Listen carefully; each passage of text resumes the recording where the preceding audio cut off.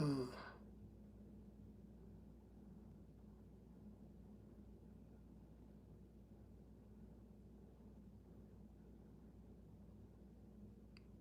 right. We just started another live, so y'all let me know if y'all can see it or not. I ain't know I was having issues.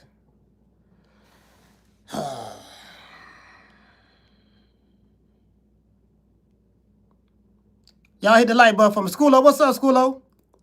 Hey, Schoolo, how it look now?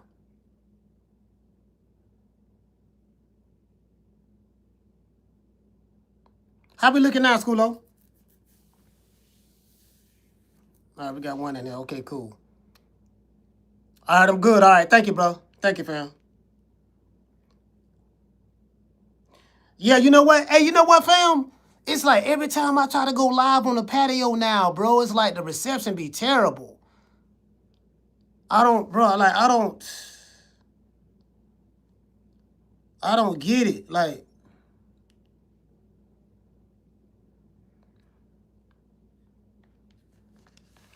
every time I try to go live on the patio now, bro. It didn't used to do that back in the day, but for some reason the reception is real, real bad. So I don't know.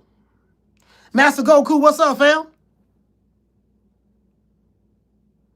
Yeah, man, I was having issues outside, bro. My bad. That was on me.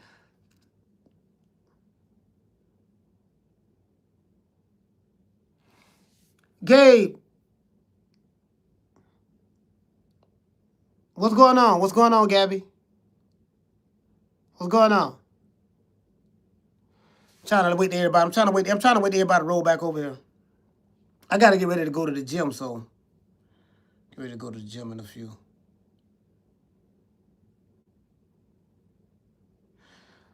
But Schoolo, but I don't had a lot of conversations this morning, bro.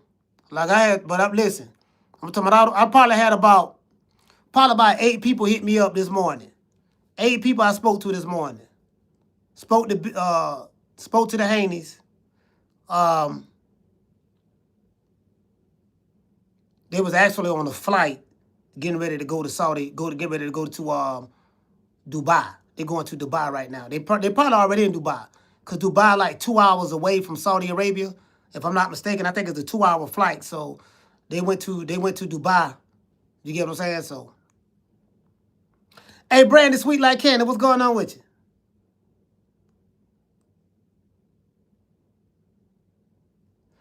Marlon, what's going on, bro?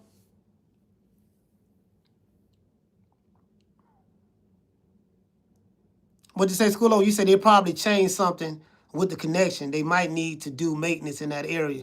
You know what I probably need to do, Schoolo? It's something you said. I might need to. Hey, you think I probably need to get a connection outside, huh? Cause man, I miss going live. I miss going live, bro, on the patio, fam. That's why you ain't seeing me doing it because of the connection. Round one, what did he say? Great card. Hey, bro, check this out. That was the best. That card last night, that was the best card I think Riyadh season has had. Top to bottom. That was the best Riyadh season card, top to bottom, period. We talking about, what did you say, Schoolo? You say, yeah, that would work. Okay, cool. That's what I'm gonna do. We talking about the Vito Melanecki fight was good.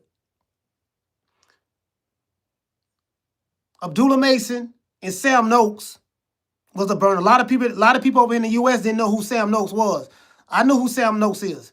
I saw 2 of his fights. You get what I'm saying? I saw 2 of his fights. However, I know a lot of people didn't know who he was. I was like, nah, this dude Sam Noakes a real deal. He can fight. And he's older than Abdullah Mason. I think Abdullah made that fight a lot harder than what it should have been. He could have made it look a little smoother. But he's young. He's 21 years old. He got the victory. He did what he needed to do. He got the victory. I just think there's some things he probably going to, probably when they go back, he's going to work on and tighten up a little bit. Because, now he's a champion, it's going to be it's going to get a lot more rougher for him, Shout out to Schoolo. What's going on, fam? David Benavidez did his thing. Buzzsaw ran through, buddy. Anthony Y'all, I think everybody knew that. Bam Rodriguez, one of my favorite fighters, top 5 pound-for-pound guy. He did what he normally do. You get what I'm saying? And then back to what I was saying, because since the reception was outside bad, Devin Haney, the way he was able to handicap Brian Norman, very similar to what he said he was going to do. I mean, he did it. Everything that I didn't think he would do, he did. He fought him mid-range. Didn't think he would do that. He took the punch well. Brian Norman caught him. Brian Norman didn't really catch him clean. I had a couple people tell me, like, yeah, man, he caught him with some good shots. Devin took the shot real well. I would say I would be hard pressed. I think Devin got hit with a clean jab or so every now and then, but it's kind of very hard for me to see. Like, Devin Haney didn't have a scratch on his face. Did you get what I'm saying? And we watched that fight. I think he got hit a little, but he didn't really get hit like that. But he took the punch very well. But Devin Haney was a lot stronger than Brian Norman in the clinch. That's what I was saying outside. And he was a lot stronger of Brian Norman in the clinch. I even had people calling me saying, look, man, you know, some people was complaining about, hey, man, there was a lot of grabbing and holding and tussling in that fight and all that stuff there. That's what some people were saying, right? And I'm like, dude, when I looked at the fight, when I watched it, a lot of the clinching was coming from Brian Norman. Not all, but a lot of the clinching was coming from Brian Norman. And I'm going to tell you what I mean by that. Brian Norman was throwing like these flurry of punches. Like he wasn't even extending his arms. He was just throwing punches while running forward at Devin Haney. And then when they got in, Dev just dipped his head down and he tied him up. You get what I'm saying? So I was like, bro, no footwork, none of that. And the crazy part about it is, you know, I'm like, dude, I seen this dude sparring. He ain't do none of that in spar. He sparred a lot of dudes, some big dudes. You get what I'm saying? So, you know, but Bill Haney said something in the post-fight press conference. And I spoke to them this morning too. They're on their way to Dubai. So they hit me up this morning about 12 o'clock Saudi Arabia time, that's about 4 a.m. my time. They hit me up like 4 o'clock in the morning. You get what I'm saying? Because we ended the live show at like, what, 2 o'clock? I think we went live for almost 8 hours. We went live for almost 8 hours. And then, you know, I was in here editing, doing some videos because I told you I got another podcast. I got another podcast I do at Foster's Barbershop. So, you know, I gotta edit some video footage on that. So I'm editing, right? I didn't end up going to bed about 4:30, 5 o'clock. Yeah, I didn't get to bed about 4:30, probably about 4:30, 5 o'clock. You get what I'm saying? So Bill and them hit me up at 4 o'clock my time, letting me know, hey, man, you know, they was on their way to Dubai and all that stuff there. So Dubai like 2 hours away. You know, I congratulated them and all that stuff there. Told them what surprised me in the fight and stuff like that. So they doing good. He say, Coach, I'm out of here in South Central. Got to make sure my chain tucked. I don't want Debo Dale taking my shit. Nah, check this out. He looked like Debo last night. Facts. He looked like Debo last night. Another thing too, right? This is what I was saying outside. I hit Brian Norman Jr. up. True story. I hit him up, sent him a text. I say, look, man, pick your head up, bro. Pick your head up. Right? Cause right now you finna go through it. Pick your head up. You know what I mean? You lost to a hell of a dude. Now, you ain't losing no scrub and no drop shot. You lost to a hell of a dude. And I said if Devin Haney win, I'm going to call him the GOAT. Guess what? Devin Haney is the GOAT. Well, not the GOAT, but he is a GOAT. He is the GOAT of his era, of his age group. I would say that. He the GOAT of his age group. 3-division world champion, undisputed at 135, and it is what it is. And he is the favorite, I would say, to be the #1 guy in the welterweight division.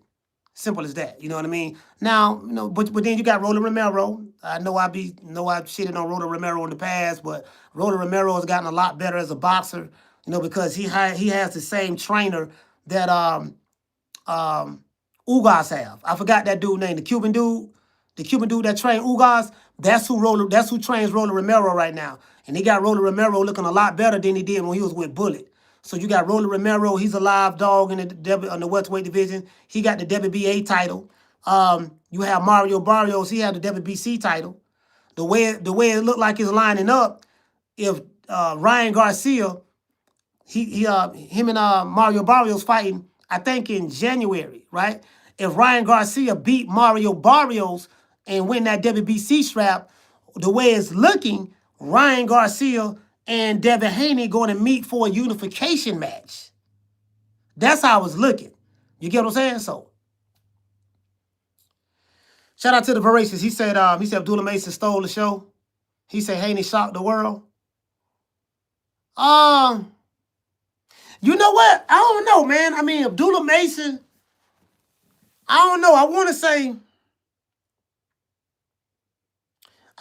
You know what? I want to say maybe Devin Haney and them stole the show. You want to know why I want to say? You know why I want to say Debo Dale stole the show? Because we put so much hyping the fight up. We hyped the fight up a lot. You get what I'm saying? We sold that fight. Bill Haney sold the fight. Brian Norman Sr. sold the fight. And I think it was just so much hype and anticipation and so much excitement about that particular fight that the performance that Devin Haney did in that fight in order to beat Brian Norman, I think that kind of stole the show to me. I'm just saying to me. You get what I'm saying? Shout out to Skulo. You say Abdullah showed his toughness. And you know what? You know what? Abdullah Mason, well, that dude got grit, bro. That dude got grit because you know what, Skulo, he could have made that fight a lot easier. He was getting it's some things defensively that I know his pops and Valiant gonna work on. I know it's some things defensively they gonna work on because I saw him yelling at Abdullah in the corner. He was yelling at him in the corner.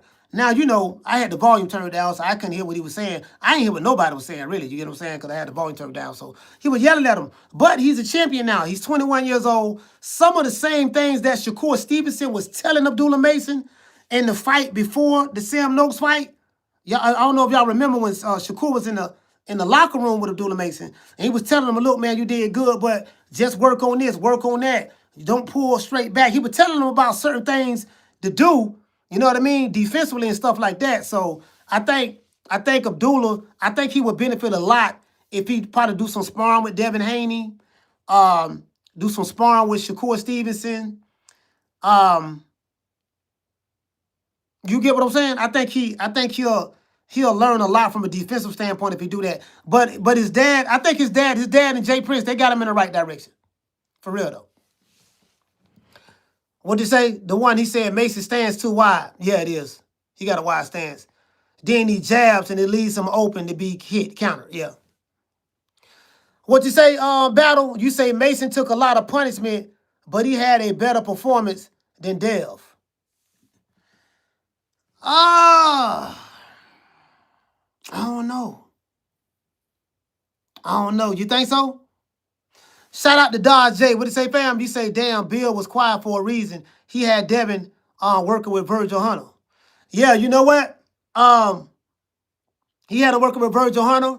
He was doing some stuff with well, you know, Mickey Bay was the lead trainer, but he was doing some stuff with Virgil Hunter, and he was doing some stuff with I heard what the white dude name that had the trainer name, man? Freddie Roach.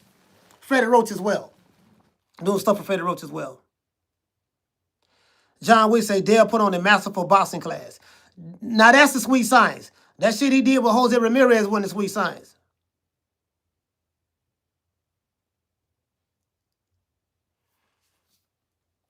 That's hey, shout out to Sheila. What did you say, Sheila? Oh yeah, happy birthday. What's up? Sheila, what's up? Happy birthday, man. You did tell me that. You say when Devin win, that's gonna be your birthday gift. You told me that. Happy birthday, sis. I'm not gonna ask you how old you are, but happy birthday. He said, I lost a good grip on last night, but I'm cool though, coach.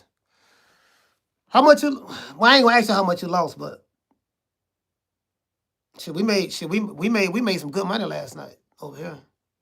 He said David B stole the show. This guy say, so y'all not giving Dev his flowers. Bro, I don't know. Bro, I don't know what you talking about, fam. I don't know what you talking about or who you talking about. Like for real. I really don't.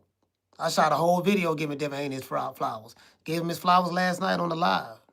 And gave him his flowers here on this show.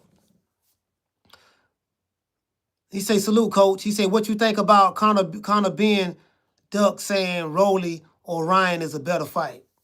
I didn't hear it. I didn't hear what Conor Ben said, Ray. I didn't hear what he said.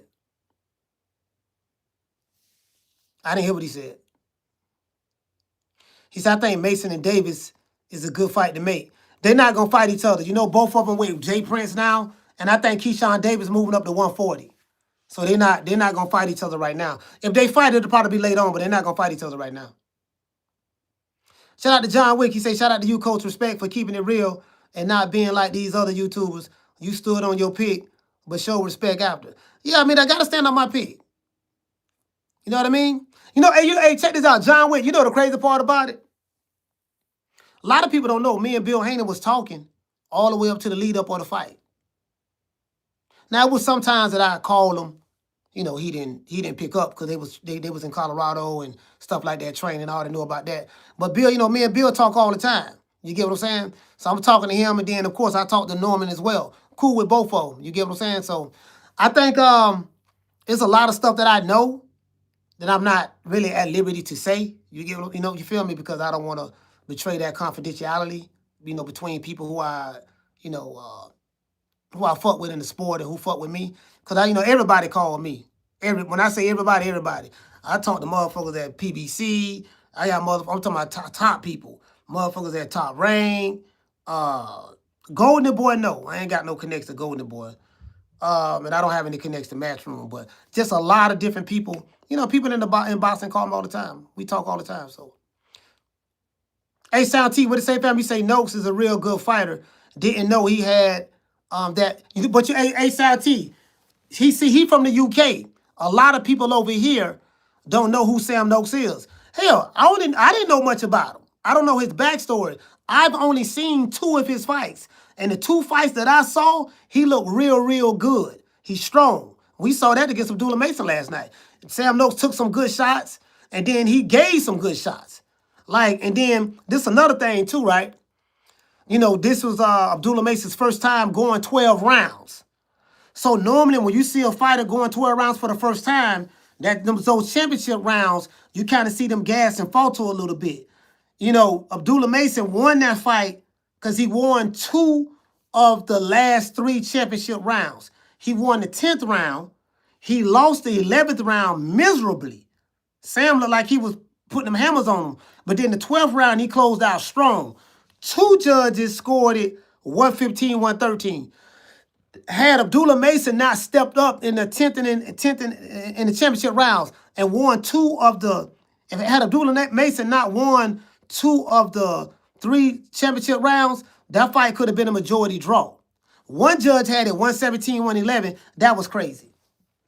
That was crazy. That fight wasn't no 117-111. Not with Abdullah Mason and Sam Noakes. That fight was a lot closer than that. And then another thing I disagree with, the Brian Norman and Devin Haney fight.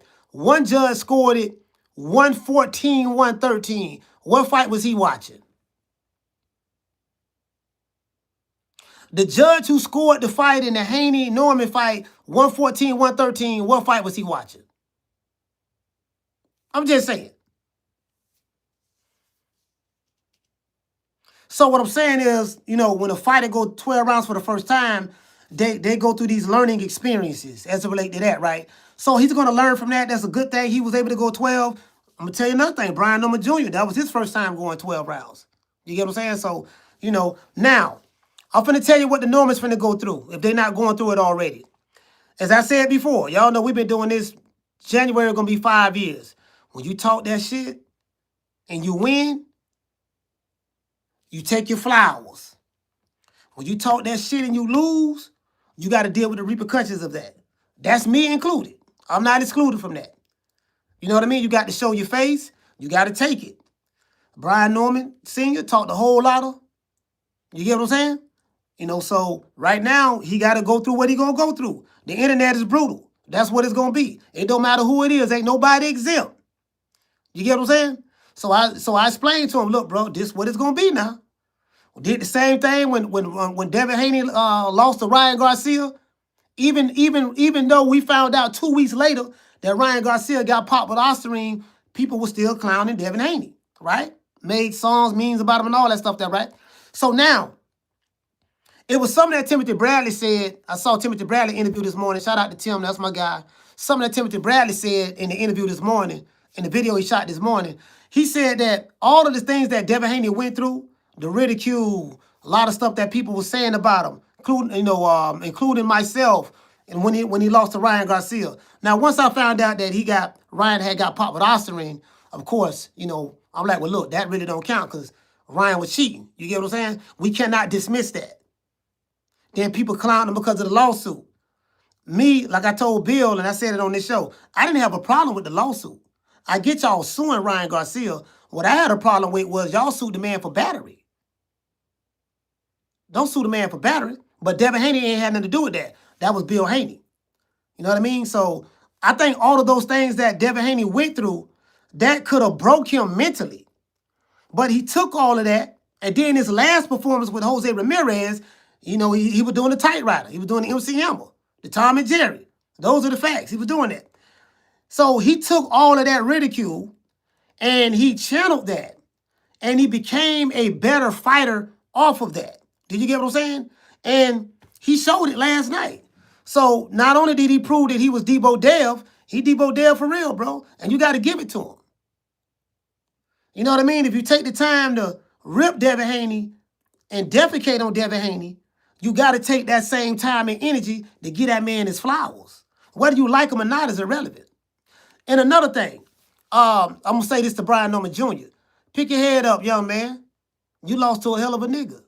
I'm telling you the same thing I told Canelo. Pick your head up. You ain't got nothing to feel bad about. You made the most money you ever made in your life. I heard you got paid $4 million, which is good. And you lost to a generational talent. You lost to Debo Devin Haney. You get what I'm saying? I thought you was going to win. I thought you was going to stop him. I was wrong. You get what I'm saying? Everything Devin Haney said that he was going to do, he did it. He said he was going to handicap you. He did it. He said he was going to make you one-dimensional. He did it. He said he was going to do whatever he wanted to do when he wanted to do it. He did it. You get what I'm saying? So you got to take your hat out to him. Simple as that. Marky Beyond said Debo a killer. Well, I don't know about no killer now. He told us, I don't know about no killer now. But, you know, he a monster. He definitely a monster. He said Norman Jr. was Craig without the brick. Nah, you know what? Somebody hit me up this morning, Voracious, and said Norman Jr. was red, not Craig. They said he was red.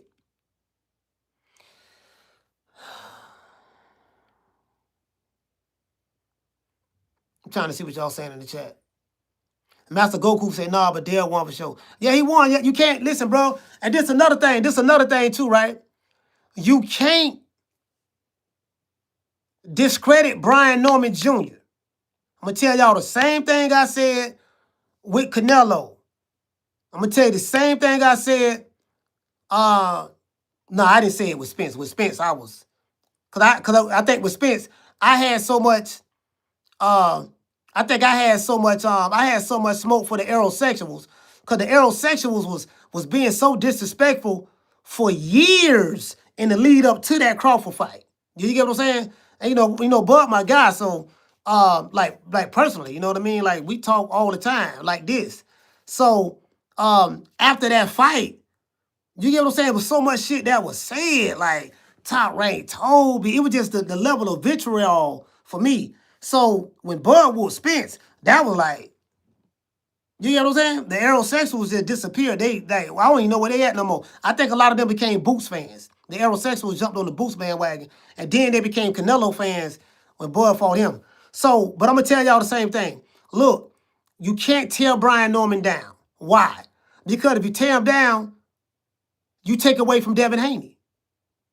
Brian Norman was everything I said he was. Everything a lot of people said he was. Strong, mean left hook, athletic, can fight. You get what I'm saying? Guess what? When it came down to a fight in the middle of the ring, guess what? Devin Haney outfought him. Devin Haney beat Brian Norman on the inside, and he beat him mid-range. I don't even want to say he beat him on the outside because he ain't really going the outside. He was right there in front of him. In the clinch, like he did what he wanted to do, really. Did you get what I'm saying? So the judge who had it 114, 113, I'm like, bro, what fight was you watching? I picked Norman to win, but I mean, I can't sit here and lie and say that Devin Haney, that was a 114, 113 fight. No, man.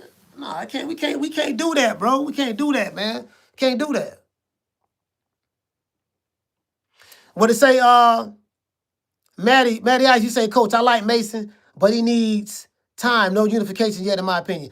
Yeah, he got a lot of stuff he need to work on. He got a lot of stuff he need to work on, but he won. He got it done. He won. What it say, Schoolo? You say Brian Noma Jr. got time to grow. He's only 25. It's dev time right now. Yeah, I mean, he'll learn from this. Now,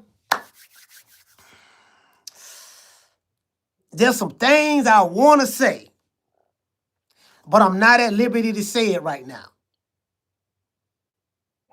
But I will let y'all know in due time. There's some things I want to say. I'm not at liberty to say right now, but I'm gonna say this. What Devin Haney showed last night showed me, and what Brian Norman showed me last night was two things. To me, Brian Norman was physically prepared, but he wasn't mentally prepared. If you guys get what I'm saying. Devin Haney was physically and mentally prepared. One guy knew, yeah, I'm finna go show I'm levels above this dude. And you know I be laughing about levels. Because everybody who been saying levels been getting their ass whipped. We seen it. All right, we're talking about Canelo, Spence, Edgar Berlanga, Caleb Plant. When he fought the last dude he fought that whooped his ass. Everybody who talking about levels get their ass whooped. Debo Dev came through and did his thing, showed he was levels. But one guy looked like he was prepared, and the other guy didn't. If you get what I'm saying. What you say, Schoolo? You say, yeah, I understand, Coach. Voracious said he wasn't throwing mid-range combinations. Hold on, y'all. I'm trying to read everybody's chat, man. Y'all bear with me, bro. I'm trying to read what you say. Reaper say, he said the occasion was too big for Norman Jr., Coach. Damn, where you at? I just think it got to him, and especially after that knockdown. Hey, you know what? I'm glad you mentioned that knockdown. After that knockdown, I'm going to tell you something.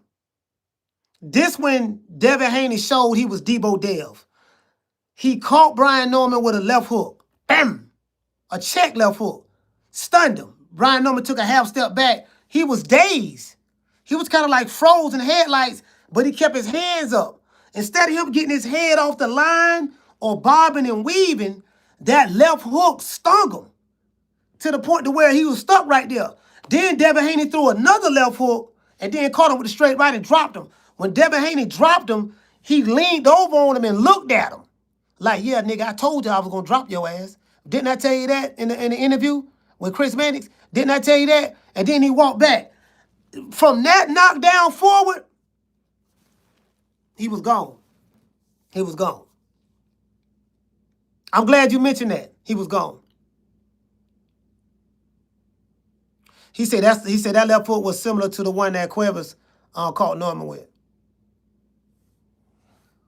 Shout out to Bobby Jordan. He said, my dad watch you. Tell your dad I said, what's up? Mr. TC said, Coach, you ready for Super Bill? He said, because Bill is about to pop the hottest shit possible. He should. I spoke to Bill this morning.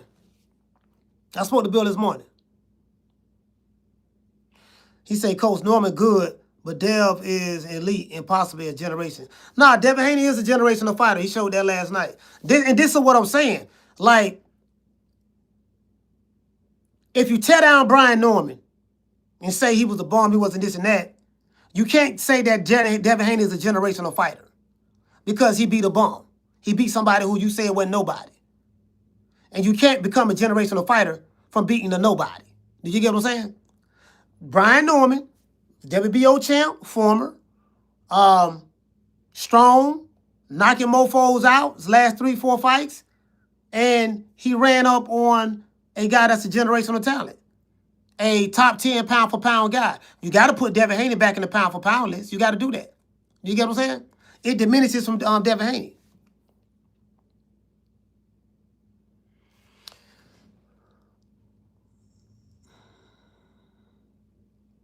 What did he say? He say Norman better get back in the lab. Top rank ain't going to make it easy for him to climb back up. Let me tell you something, bro. That knocked, bro. You know,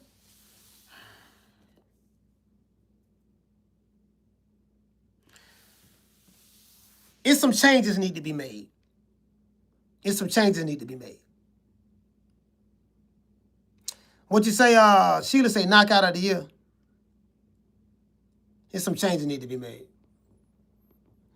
Bill Haney said something in the post-fight interview. He said that Brian Norman Jr. lost his fight because of his dad. He said he was ill prepared. He was ill coached. You get what I'm saying? And he wasn't ready. And you know what? I think Bill Haney probably was right. Now Brian Norman Sr. probably won't agree with it. He probably won't agree. But you know what? I think Bill Haney was right. I think Bill Haney's right. Because what I'm saying is Brian Norman Jr., he was physically ready, but he wasn't mentally ready. It didn't seem like it, bro. It didn't seem like it. And the reason why he wasn't mentally ready was because of what Devin Haney did. Everything go back to Devin Haney. The preparation, you know what they say, fights are won in training camp. The preparation and the readiness that he had, he was ready for everything. You get what I'm saying? Master Goku, he say, damn, yeah, I saw that. Bill was right. Yeah. Yeah, blame Bill Haney. Yeah, man. He say, turned out you was right, Coach. Now Devin is Debo Dale. Yeah, man, he Debo Dale for real, bro. From this point forward, I'm calling him Debo Dale, bro.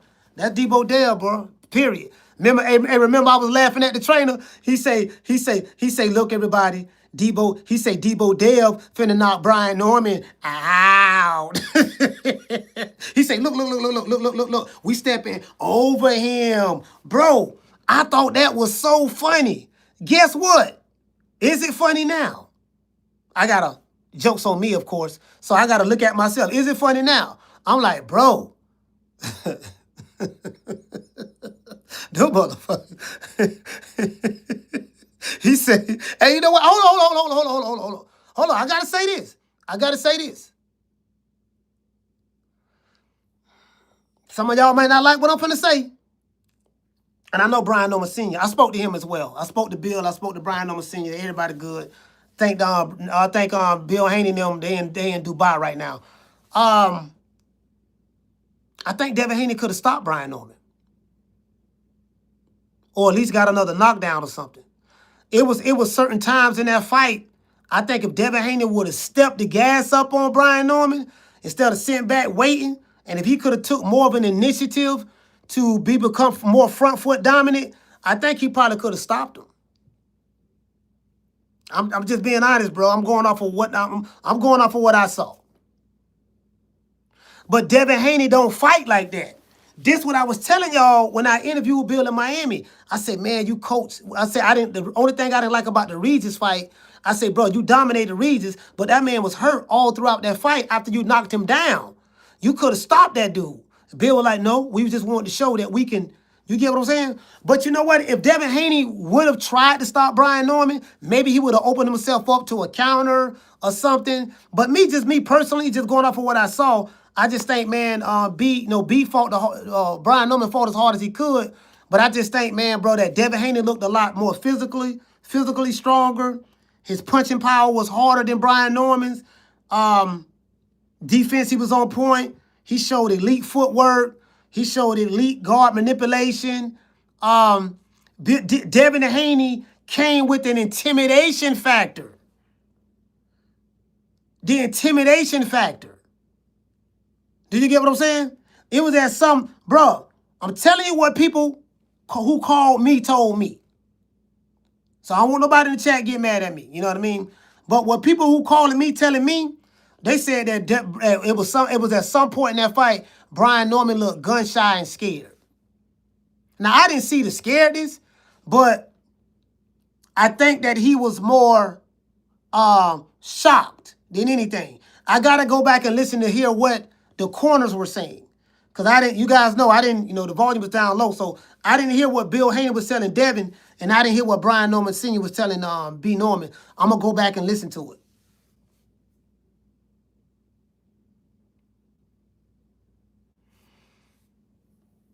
Somebody said Devin broke his nose. His dad said his nose wasn't broke. That's what his dad said. I don't. His dad said no, his nose wasn't broke. I don't think his nose was broke. What you say? Cooking with certain thing. You say he was in his head. He was in his own head. Yeah. What you say? Sham say he say Brian ain't tell his son nothing helpful. I didn't hear it, bro. I got to go back and listen to it. Reap said was Norman nose broke. No, it wasn't broken.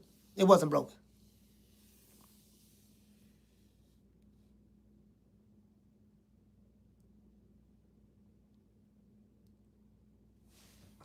What you say, fam? He said his nose is broke. They lying to you, coach. You will see. Well, like, hey, Sham, how do you know, fam? Like, how do you know his nose broke?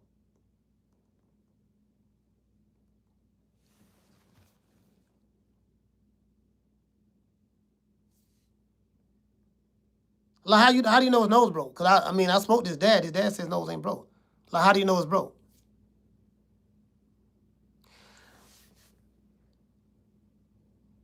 And what did it say? Prolin said neither corner was great, but Senior wasn't giving any useful advice. Yeah, I didn't hear it, bro. I didn't hear it. Again, I couldn't hear what they were saying, so I got to go back and look at it again. He said 2 black eyes usually mean broken nose. Yeah, I don't know what you're talking about. I don't know what you're talking about on that. He said, Coach, after the 3rd round, Norman nose definitely looked disfigured, but I mean, it probably was swollen, but I don't know if it was broke. What you say, fam? You said, I'm not sure, but it looked broke. He was doing all the signs of a broken nose. But if they say no, then I'll go with it. Yeah, I don't know, fam. I mean, all I know is I spoke to his dad and I spoke to Bill. Yeah, he said his nose wasn't broke. That's what his dad said. So, matter of fact,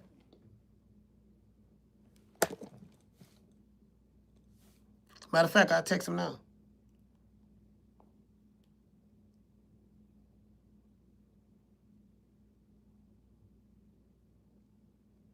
I already asked him this, but I'll text him again and see.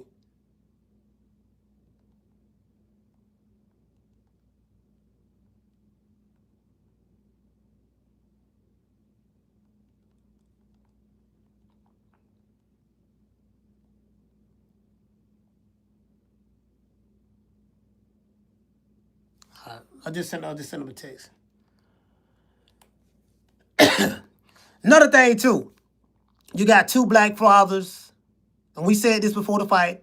2 black fathers, 2 young black fighters fighting each other in their primes. Bro, like, it was a great fight card. We made a lot of money last night. Shout out to you guys. We had over 2,000 people in the chat. We had like 2,100 between X and YouTube. And that fight party we did last night, it have almost 40,000 views. And bro, so I just want to thank everybody who showed up, man. I appreciate y'all, man. I really appreciate y'all.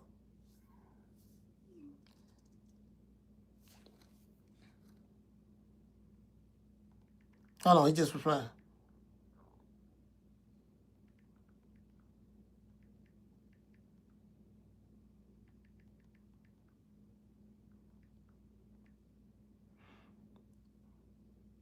No, he said his nose not broke. He just replied back to me.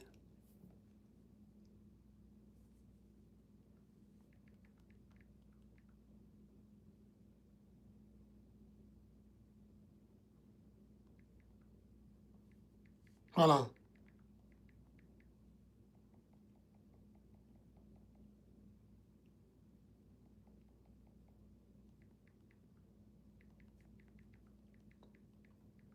Hold on, I'm texting him now.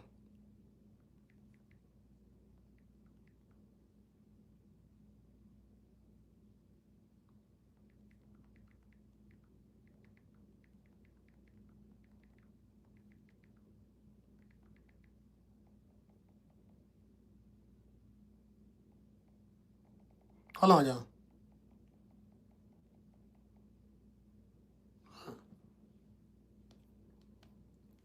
He said Devin came out to fight so clean. Hey, you know what? Devin, listen.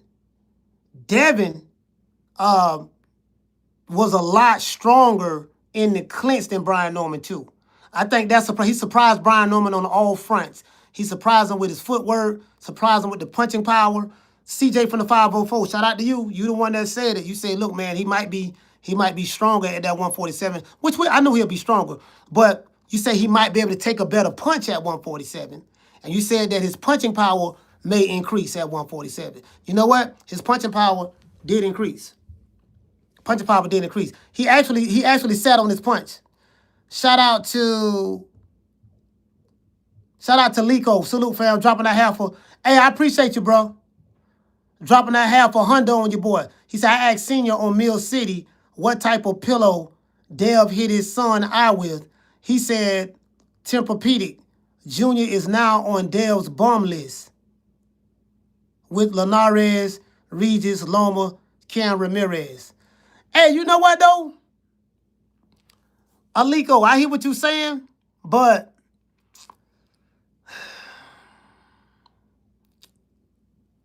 the reason why I don't want to call Linares, Regis, Loma, or Ramirez or Norman, any of these guys bums, because it'll take away from Devin Haney. Because the people who don't like Devin Haney, they gonna say, "Oh man, you ain't fought nobody but some bums. Man, you looking good against bums." You get what I'm saying? So that's why you know, I don't wanna call those guys bums. Now George Camboso is still a C-class fighter to me, but I had one dude hit me up. He was like, "Well, shit, coach, if you think George Cambosos is a C-class fighter," he said, "Well, Brian Norman Jr. look worse than that." That's the guy. You know, that's what the guy who die hard. You know, he with Debo Dev. He don't like Brian Norman too much. But that's what he said. So you get what I'm saying? So some people feel that way, and they have a right to feel that way. Like I say, man, in this game, hold on.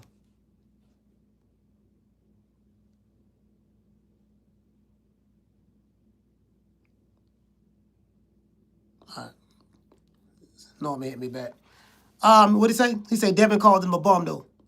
Yeah, Devin did call him a bum. He did call him a bum. He did do that. Brandon say Devin look bigger than Norman in the ring.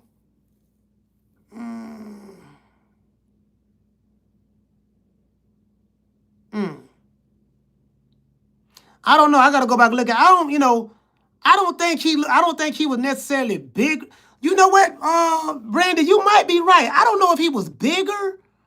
I just think he looked stronger. I think he was stronger. Did you get what I'm saying? Like he was locked in. He was really locked in. Yeah, look like Aaron. Aaron, look like you finna get blocked. Yeah, they gonna get you out the block real quick, fam. I can promise you that. He said Bill the best matchmaker in boxing. Yeah. Now you know what? Yeah. Well, I don't know about if he the best matchmaker in boxing, but when it comes to matchmaking, for Devin Haney, yeah, absolutely. Absolutely. He one of the best. When it comes to matchmaking for Devin Haney, absolutely. He said, now you want to block people. Yep, you just got blocked. Yeah. You don't know why I do. You don't even know what I do got blocked, but don't worry about it. You joined them. Create another account. I know you will. I always block over here.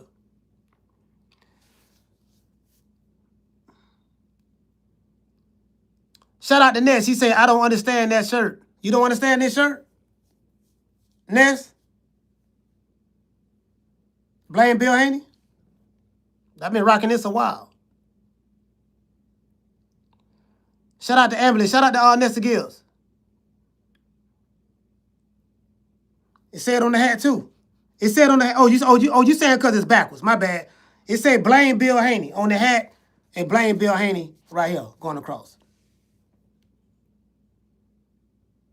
He said, but blame him for what?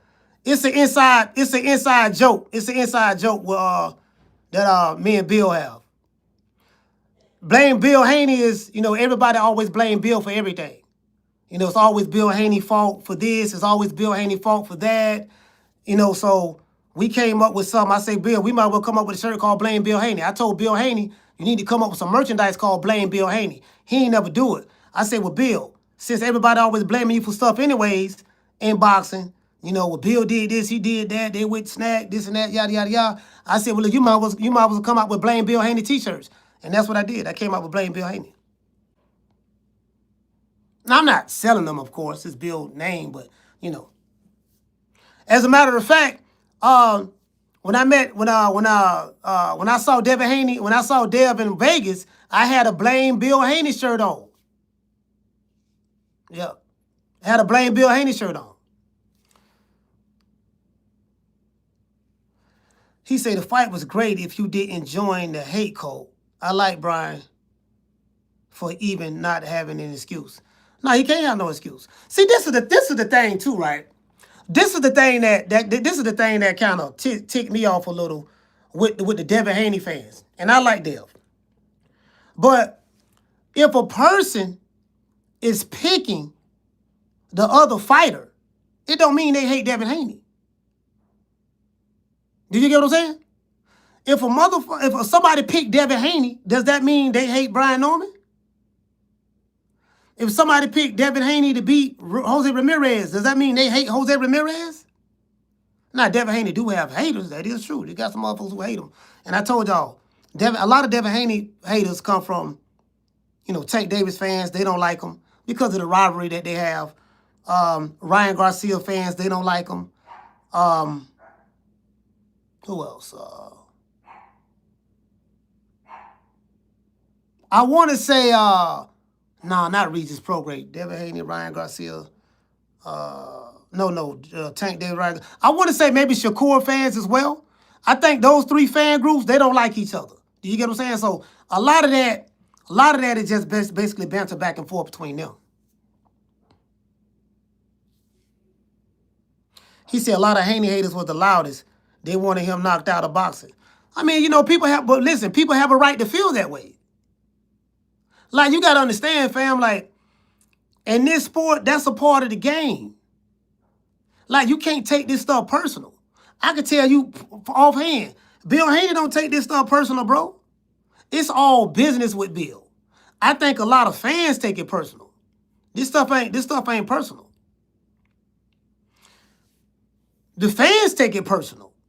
The fans really think that this group hate this group, and when they see each other, it's gonna be on sight and this and that and yada yada yada, bro. It's the total opposite of what y'all think it is. It's nowhere near what you think it is. I know.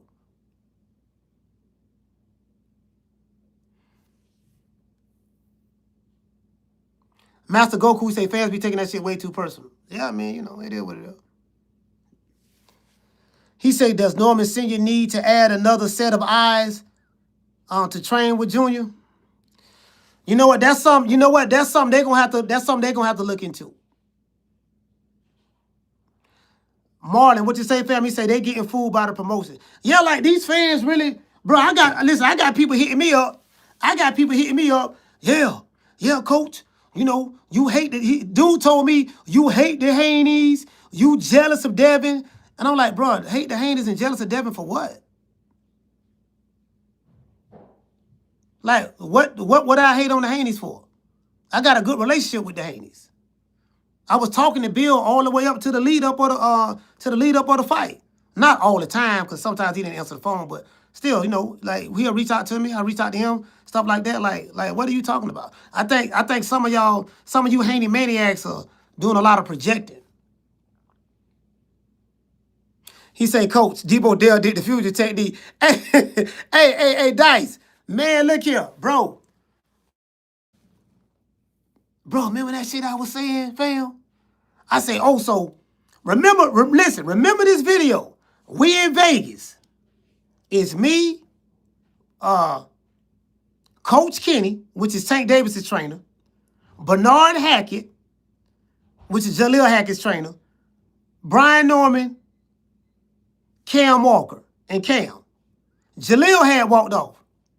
And I'm telling them, I say Devin Haney, I say Debo Dale, because they were laughing at when I said it. I say, now, I was saying some real stuff, but I was being, sarcastic, facetious, you know how I do it. So I say he fought George Kambosos. He fought Vasil Lomachenko. He fought Ryan Garcia. I say Debo Dale fought Jorge Linares. He fought Jose Ramirez. He fought the Rougarou. He trained with Mike McCallum. He trained with Sugar Shane Mosley, so he got a little bit of sugar in him. He trained with Zab Judah. He trained with Floyd Money Mayweather and Senior. I say mix all that together, you know what I mean? And then Brian Norman he say gumbo, gumbo, and everybody busts out laughing. And then Coach Kenny say, has he fought? He said, has he fought Brian Norman Jr.? I like, nah, he ain't fought him, and everybody busts out laughing and stuff. You get what I'm saying? Guess what? He did the fusion technique, though. He did the fusion technique. Facts.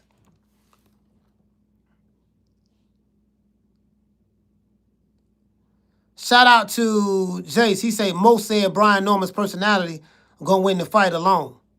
Who said that? You say most said his personality gonna win the fight alone? I ain't never heard that. Who said that?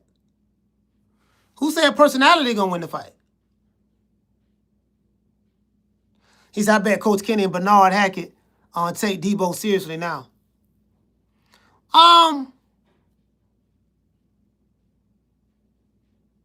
Yeah. Yeah, you might be right on that. I think you might be right on that. Because I had somebody hit me up. They told me that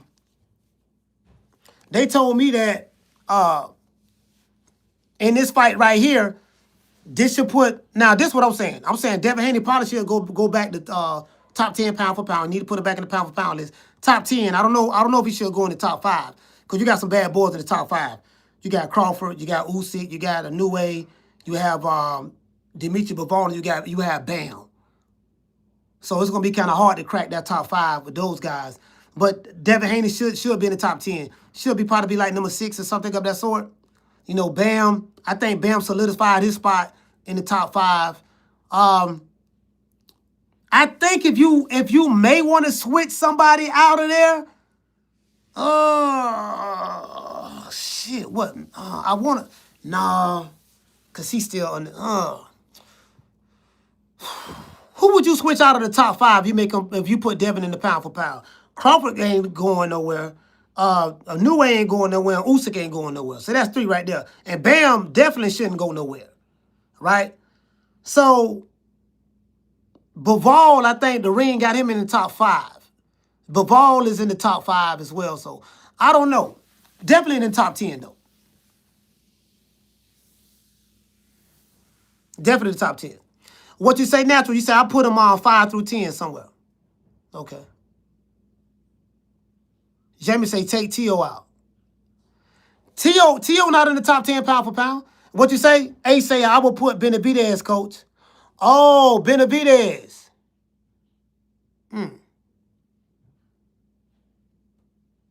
Benavidez? Hold on. Somebody say, Ace, you say put Benavidez?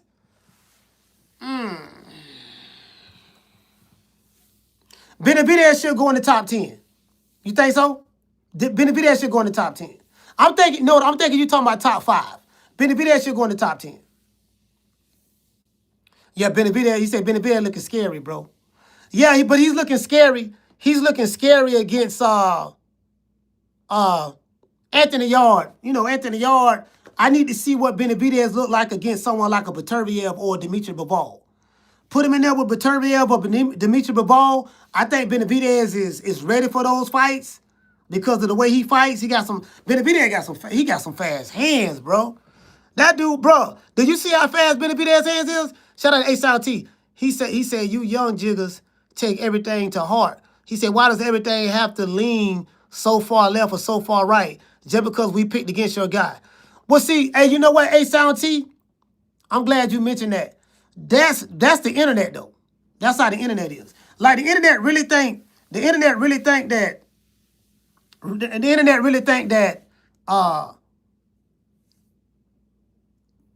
it's some kind of beef or like it's gonna be a shootout or a fight or whatever when certain fighters see certain fighters or certain fighters see certain people. Bro, it ain't nothing like that, bro. Not like that at all. Nothing.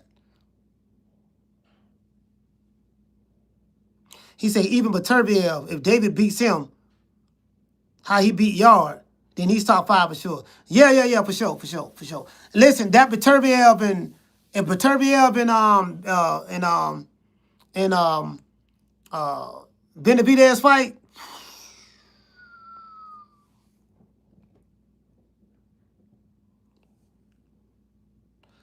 Shout out to Jace. What you say, fam? He say, nah, coach. Nah, coach. Nothing wrong with eating crow. Nah, ain't nothing wrong with it, fam. Ain't nothing wrong with it. You win some, you lose some. What you say? He said, you the internet, you got to ride or die. Yeah. He said his hands were so fast, he walked through yard shots. Hey, you know what? Hey, Big John Doe, Anthony Yard looked like he was kind of gunshot with his punches. We was caught in that fight. He was like pity-patting. Like he'll touch, tap. He was pity-patting. He was afraid to really put some oomph in his shots. He was like doing some tap. Then he'll try to land a hard shot. Anthony Yard, bro, he looked like the moment was too big for him. Now, this is his 3rd time at a title shot, Anthony Yard. He lost his first one fighting Sergey Kovalev in Russia. He lost his second one against Beterbiev. Sorry, that worked out. And he fought a lot better against Beterbiev than he did Benavidez. And then he lost his last one against Benavidez. And I think it's safe to say that Anthony Yard is just a domestic fighter. He's just a domestic UK fighter. I think it's safe to say that at this point. I think it's safe to say that. I think Anthony Yard is and I don't think the people in the UK would disagree with that. Braska Rod say Bud be pulling cars on site. Ace, what you say? You say I think Devin versus Conor should be the next matchup. I'm gonna tell you something. If Debo Dale fight Conor Ben, he need to fight him in the UK. I'm gonna tell you why. Devin Haney travels. The reason why he need to fight him in the UK, because I think that fight would be a lot bigger in the UK. It'll be a lot bigger in the UK than it would be here in America. Because in America, don't nobody really know who Conor Ben is. If they fight in the UK, it's gonna be, again, Devin Haney is already is building, increasing his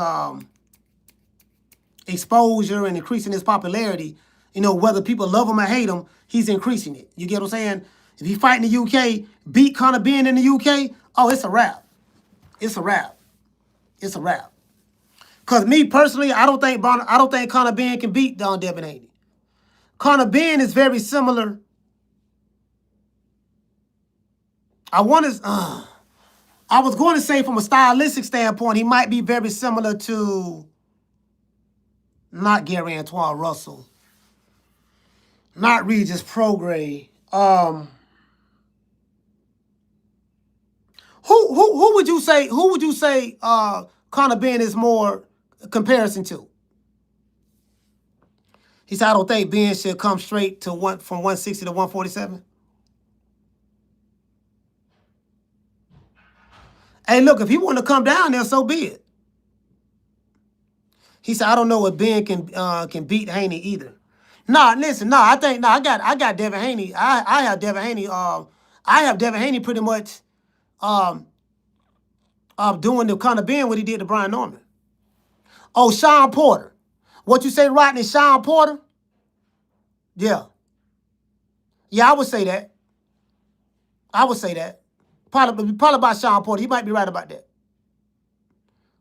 Cool Boy say Bam in a new way. Nah, Bam in a new way. A new way too big for Bam.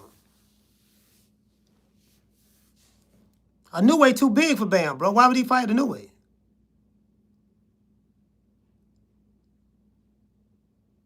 Shout out to Hassan. He say all these Tank fans crying. Crying about what? Shout out to Eric Payne, man. Hold on. We got a cash out.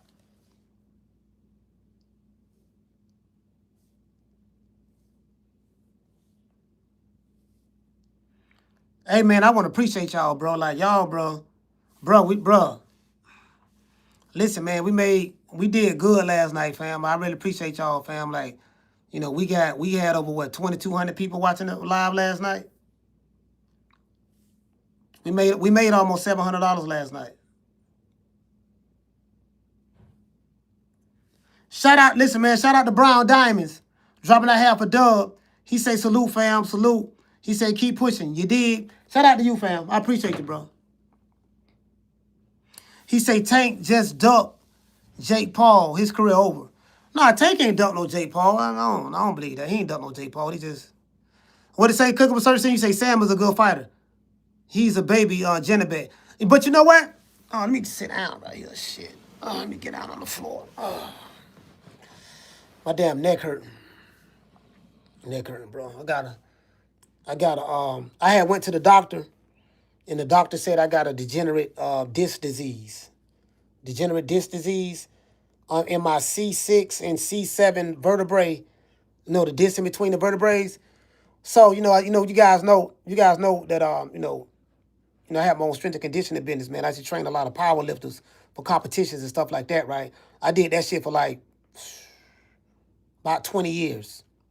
And then my uncle still got it right now. And I told you I used to squat a lot. I squat real heavy. You know how you put that bar on your back and you go down and squat? Well, I think over the years, that bar being on my neck, the C6 and C7 is like right there where the neck and back kind of join.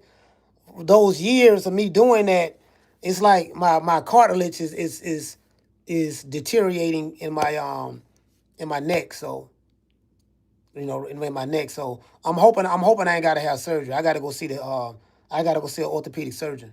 I'm hoping I ain't gotta have surgery. Because if I have to have surgery, then what they're gonna do, they're gonna replace it with titanium. They're gonna put titanium plates in there. I don't want to go through that shit, bro. Shout out to H-Town T. Salute to you, family. Say, nah, Coach, we appreciate you for what you giving us, who you are. Hey, man, I appreciate you, fam. Like I say, man, I'm true to my audience, man. Y'all make me who I am.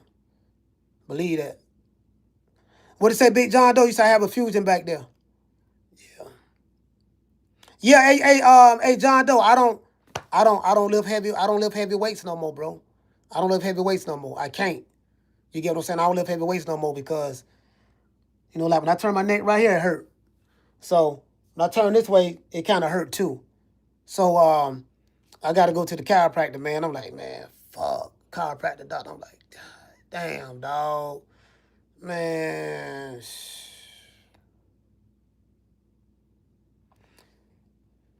Shout out to the Jay Bazell.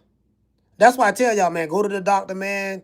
You men out there, go to the doctor, get your blood work, find out how your PSA levels is with your prostate.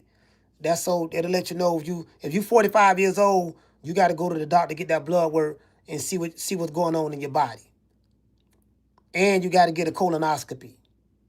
They gonna stick the camera up your ass and all that shit there. They gonna sedate you, put you out. And I know as men, we don't like doing that, but you got to do that, bro, because you got to find out what's going on with your body. Because if you got a cancer in there, if you got cancer in your colon, or you got cancer anywhere in your prostate, and you don't catch that shit in time, you're gonna die. You get what I'm saying? So you got to do that shit. Don't be too macho. Don't be too macho not to go to that doctor, bro. I'm telling you. I got a homeboy of mine passed away. He say because he was on some ego shit. You know how us men are, going to no doctor, all that shit there, and he wasn't feeling well. And by the time he went to the doctor, they found out he had stage 3 cancer, prostate cancer. And then by the time he found out, it was too late. Too late. So shout out to what did he say? Sam Noakes versus Edwin De Los Santos or Floyd Schofield. Let's make it happen, Coach.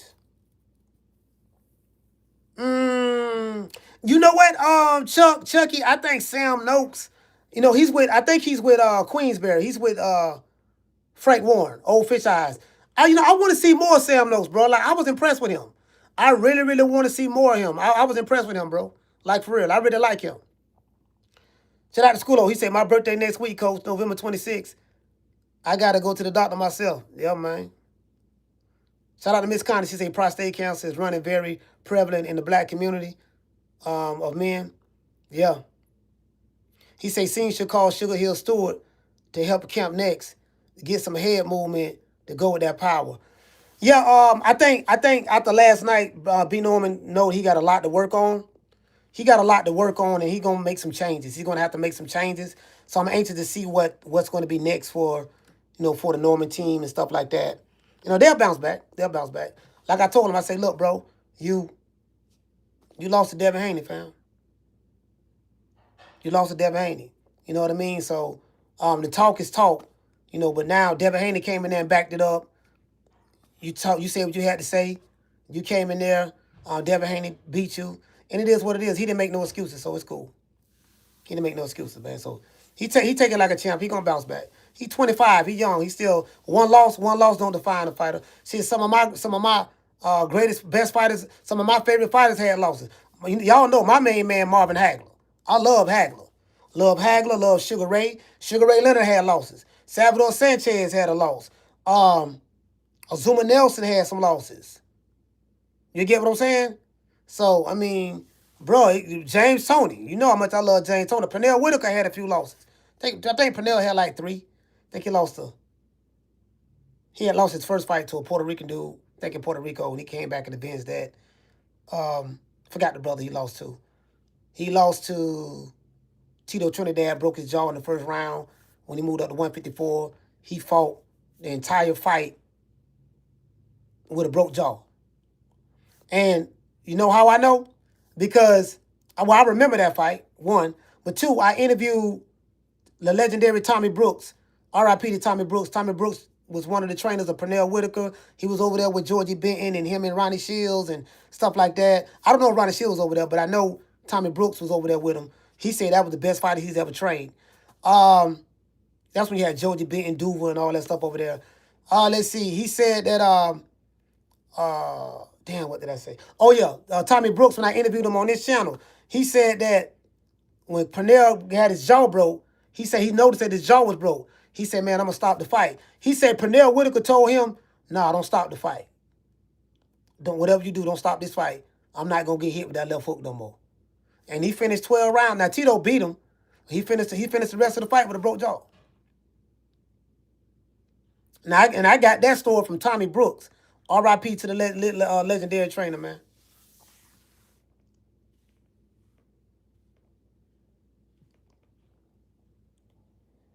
Skulo say Noakes might be the best next Arturo Gatti, coach. He said, I'm going to be honest, Norman Jr. don't have the skill. Yeah, you know what? Mr. Holmes, it sure enough looked like it last night, bro. Last night, I didn't, and that's just being honest. And I think Norman, when he assess his assessment, I think when they go back and look at the fight and look at it, he gonna look at so many things because to be honest with you, Devin Haney really kept it basic. Debo Dev kept it basic. Listen, he took the half step back, dropped the 1-2 when needed, came with a left hook, sat on his shot, held his ground. Debo Dev, let's see what else he did. His ring IQ was on point. The moment didn't seem like it was too big for him. I didn't know what instructions he was getting in the corner. Just like I don't know what instructions that Brian Norman Sr. was getting Brian Norman Jr. was getting in the corner. But the way Debo Dev looked, he just looked like an overall complete fighter. You get what I'm saying? So it was so many different things that he did in there. And once he dropped Brian Norman, once he dropped him, I think that kind of took whatever game plan they had, it went out the window. Whatever game plan they had, it went out the window. It was just, I'm just there. Like I saw a lot of stuff. Like I'm gonna be honest with you, bro. Now this is something that somebody from Atlanta told me. I'm not gonna say the brother name. Somebody from Atlanta I was talking to this morning. You know who I'm talking to. He said, man, that Devin Haney made Brian Norman look like an amateur. I didn't even think about that. He said he made him look like an amateur, bro. He said see how he looked last night against Brian Norman, against Devin Haney? I said, yeah. He said that's how he used to look when he fought on Showbox. That's what somebody from Atlanta was telling me, who picked Brian Norman. So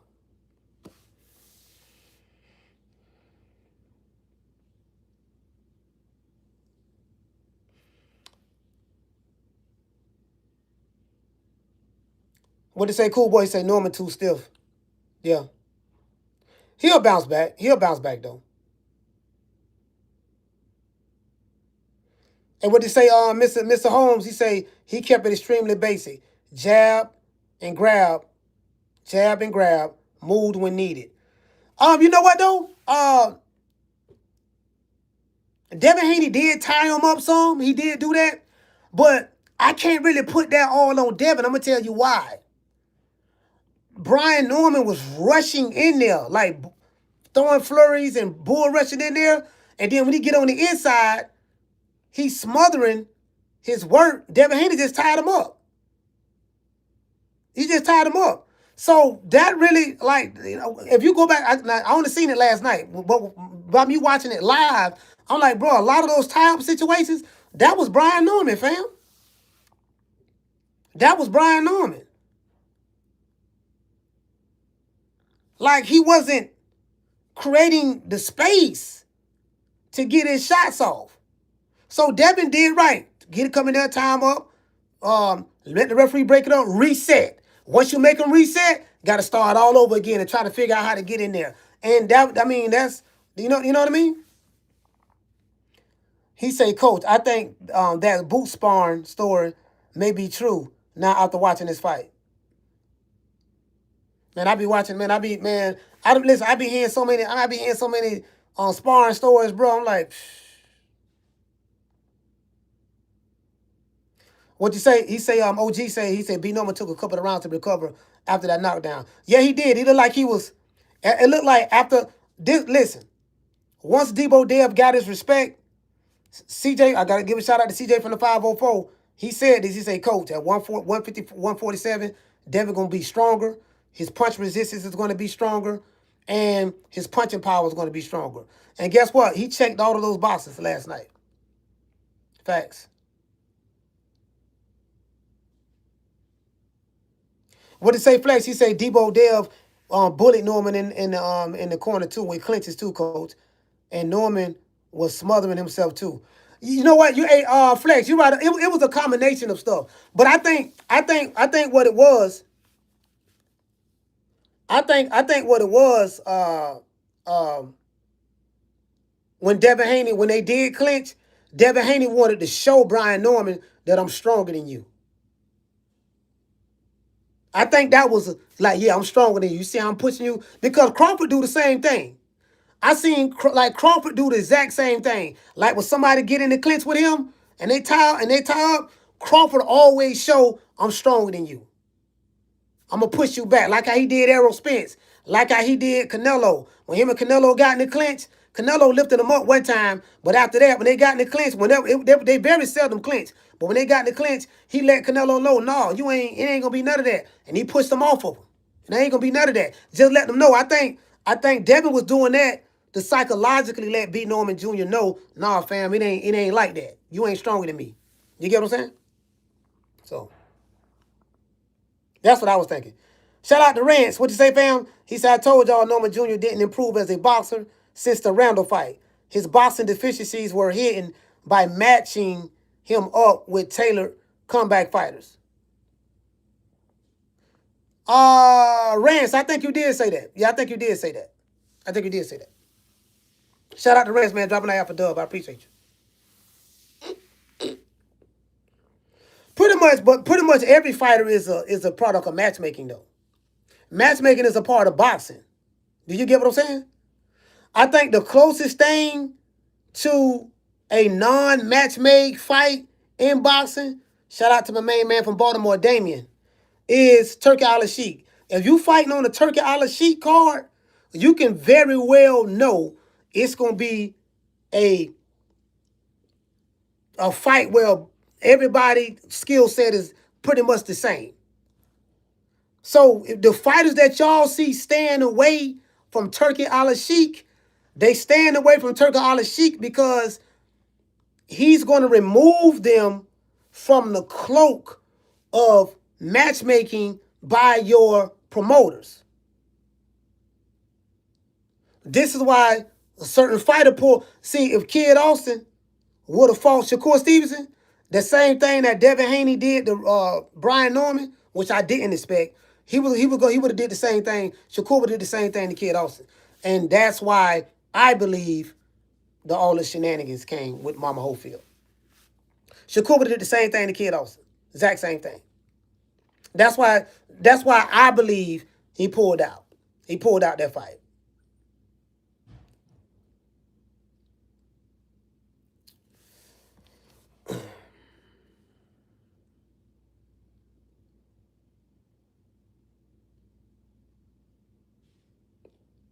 Matty Ice, what did he say, Pam?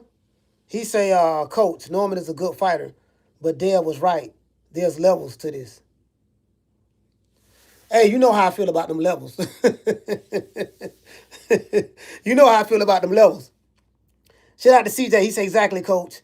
If you aren't on a turkey card, you aren't being put into a tough fight. Yeah, I mean, I think that's obvious. See, Turki Al-Sheikh is exposing the game. If you go on the Turki Al-Sheikh card, it's going to be a 50-50 fight, dog.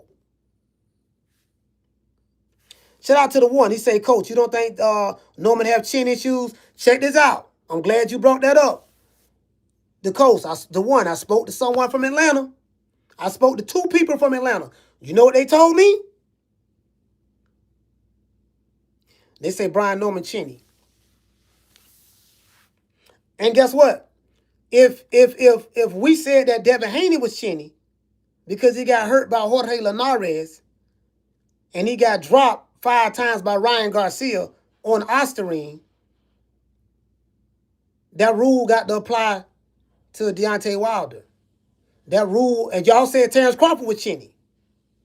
That rule got to apply to, if it applied to Devin Haney, it has to apply to Brian Norman as well. I mean, just being all fair. Because if you're saying that the guys who get hurt or wobble or knocked down are chinny, if that's the premise for being chinny, then guess what? You got to say the same thing. Now, this is what a couple of people from Atlanta told me. Yeah. So, I would say you spot on in that analysis. What you say, Ramon Walker? You say can't lie. I thought Mason was about to take his first L last night. Bro, man, listen, Abdullah Mason scared me, bro. Cause I had no spoke to his dad prior to them flying to Saudi Arabia. I got a good relationship with the Masons, man. Them some good people, man. I love them. I love them boys, man. I love them boys. I just love the fact, bro, that a lot of people don't like Turki Al-Sheikh. Bro, let me tell you something. I understand why they don't like Turki Al-Sheikh. I understand why. Because when they fight over there, they fighting like 3, 4 in the morning. 2, 3, 4 in the morning. Saudi Arabia time, right? You're going to get paid a lot of money. From what I heard, I think they say Brian Norman made like $4 million. That's what I heard. Like, he made $4 million. Devin had a 3-fight deal with Turki Al-Sheikh, $36 million deal. And he had that deal signed prior to the Jose Ramirez fight. Ryan Garcia was supposed to have been a part of that, but Ryan ended up losing to. I knew about this. I knew about this deal in February. That was shared with me from Bill Haney. You know what I mean? Bill shared that with me, so I already knew that already. But so he locked in for those 3 fights. So, but he's going to have to fight Turki Al-Sheikh because they have their own matchmakers. That's the thing. He's going to have to be in a tough fight. But the way Devin is fighting right now, we'll see. We'll see what's next for him, who he's going to fight next. But I would say it's an overall consensus that he is the number 1 guy in the welterweight division because he beat the number 1 guy in the welterweight division, the Brian Norman. So if you beat the number 1 guy, then it's on and if there's an overall consensus that Brian Norman was the number 1 guy based on his recent event of fights, then guess what? You have to make Devin Haney the number 1 guy as well. He's that guy now. So, but fighting on the Turki Al-Sheikh card, it ain't gonna be no cakewalk. You gotta fight somebody. So anybody ducking Turki Al-Sheikh card, you know why. That's what I'm saying.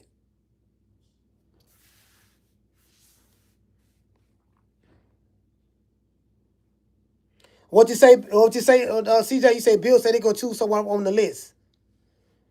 CJ, if he gonna choose someone on the list, it's gonna be Ryan Garcia. It's gonna be Ryan Garcia. If If Ryan Garcia beat Mario Barrios, it make the Devin Haney and Ryan Garcia rematch a whole lot more better. Because now they fighting for it. It's a unification match. So Ryan Garcia's name was on that list. I think Mario Barrios' name was on that list as well. I think Conor Ben's name was on that list as well. I'm not sure. But I think Conor Ben's name was on that list as well. They had Boots and stuff, but they ain't fighting no Boots. Boots at 154. They're not fighting Boots. So Devin is not moving up to 154. So it's probably gonna be whoever's on the list in 147. That's what he's gonna fight. I'm thinking it's gonna be what you say, fam? Hold on. Somebody said Richardson Hitchens. Oh. Hey, hold on. Joe Pierre. Did Richardson Hitchens say he moving up? Is he moving up to 147?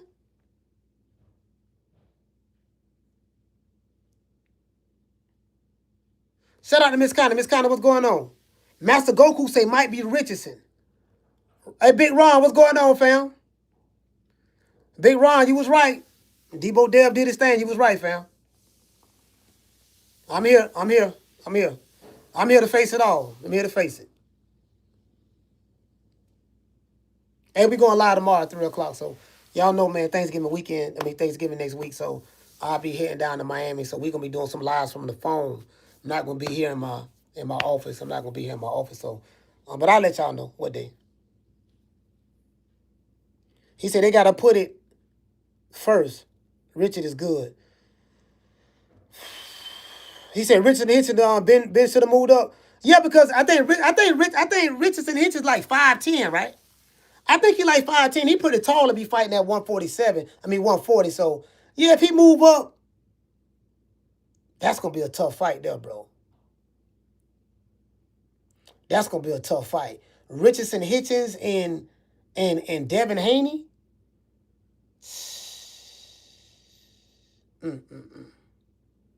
Lord have mercy. I don't know about that. Hey, shout out to what did it say, fam?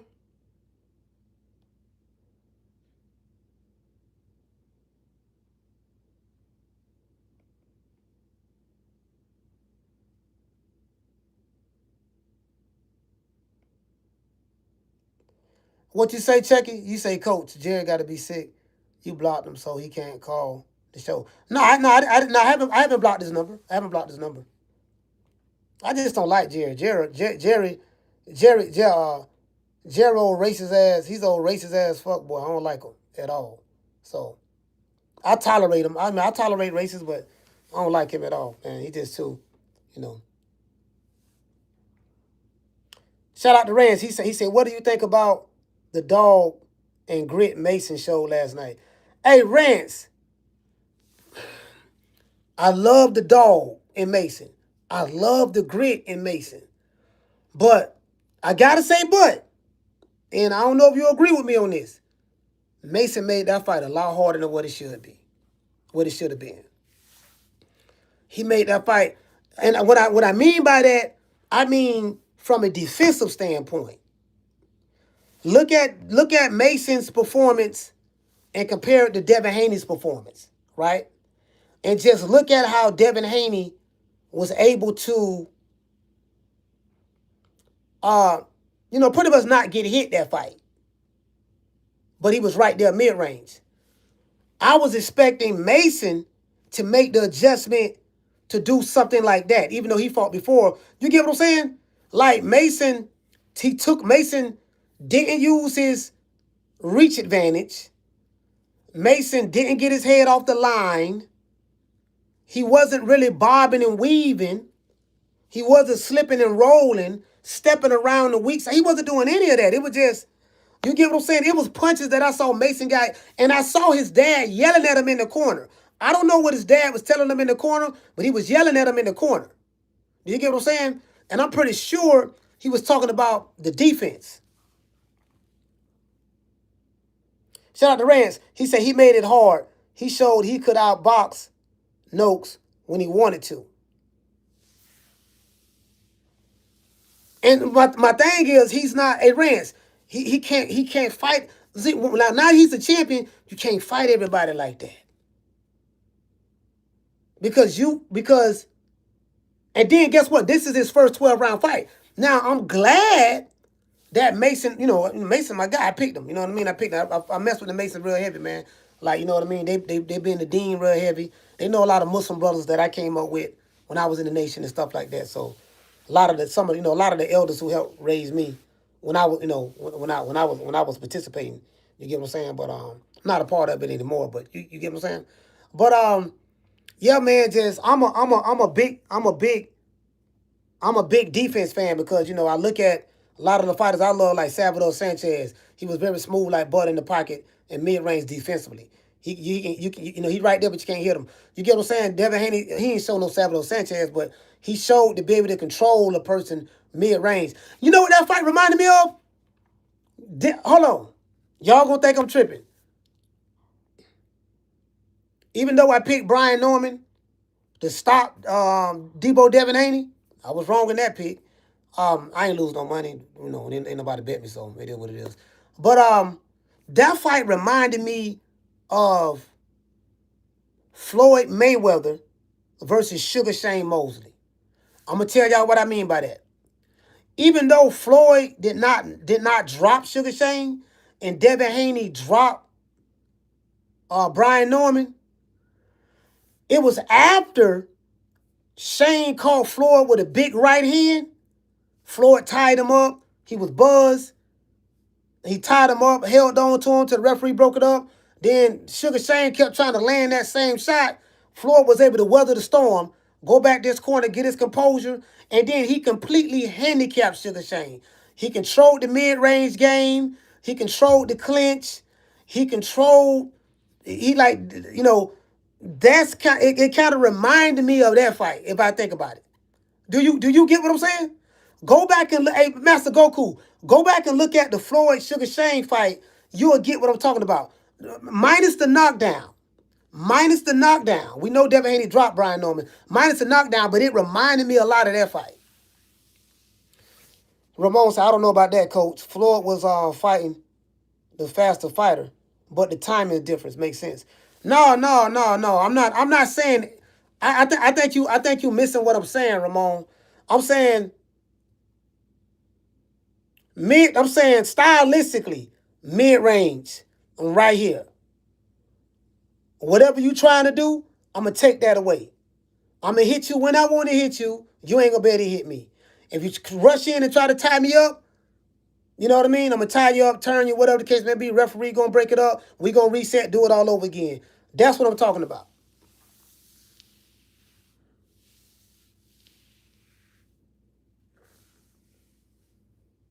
Yeah. I mean, we just disagree on that, fam. What did say, Brandy? He said, I lost money on Norm. But hey, never bet money you can't afford to lose. Yeah, when you gamble, always never bet what you can't stand to lose. Master Goku said, I like the comparison.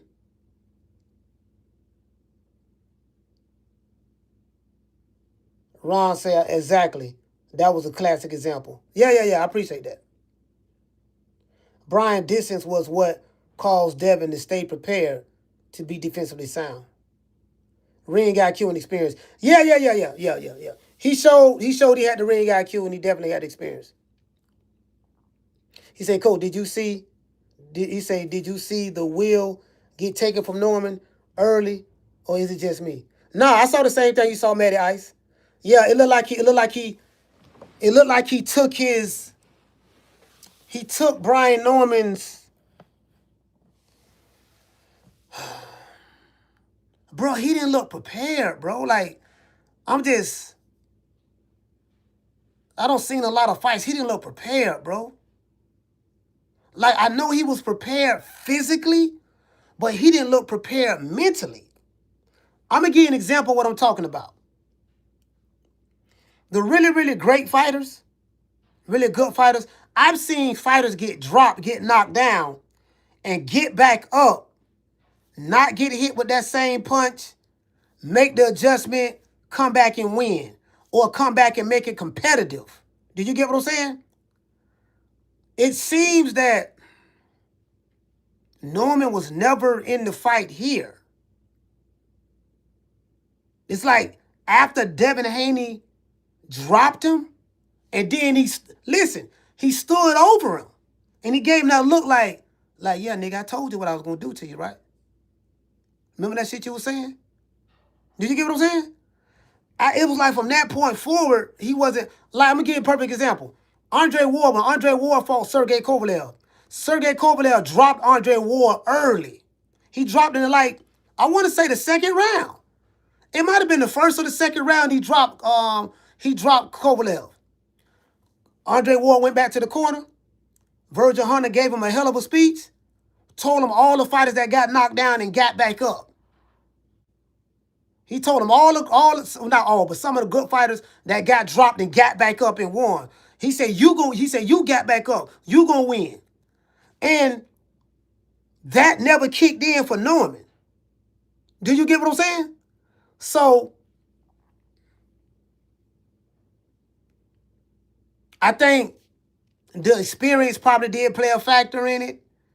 And again, I think Brian Norman, he can't help but get better from this fight. This fight gonna do one or two things to him. It's either gonna mess him up psychologically, and he's not going to improve, and he's not gonna be able to get better from this, or he's gonna improve and get better. It's gonna be up to him to look at what happened and say, look, this is what I need to change. This is what I need to do. It's gonna be up to him to do that. You get what I'm saying? So, what did he say on Flex? He said when he got rocked, it didn't adjust, showed Norman's skills were limited. Yeah. Carl Blair said, he said, there's really levels, Coach, not being funny. Yeah. No. I know his levels. Of course, I know his levels. I mean, you got dudes who fight on the low level versus a high level skill guy. I know his levels. But I'm saying, I'm saying a lot of the dudes have been saying they be getting their behind whooped. Canelo, we just saw Canelo get whooped. His whole fan base disappeared. I don't know where they went at. We saw it with Spence. We saw it with Edgar Berlanga, the Puerto Rican assassin, my guy. Y'all know I like the Puerto Rican assassin. We saw it with Caleb Plant. Caleb Plant last fight, he was telling the dude, yeah, man, because he don't fought Canelo, this and that. Caleb Plant wasn't doing a lot of selling out, I'm not going to lie. But he was just saying that I'm levels above this dude. You know what I mean? Yada, yada, yada. But he wasn't bragging, but did you get what I'm saying? So. Attorney Bailey said, fighting on the inside was an issue. I thought Norman would expect that and adapt. Bro.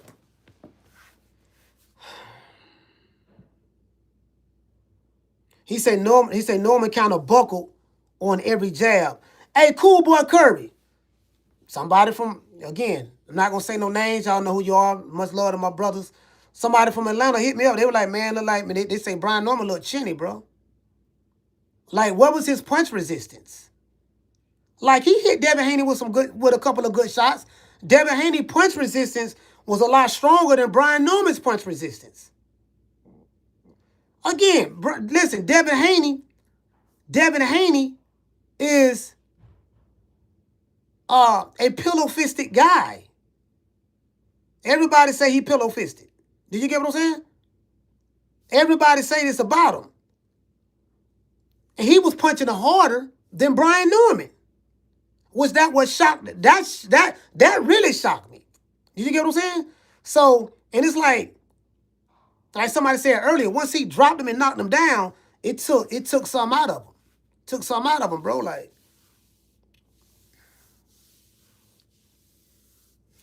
hey, it's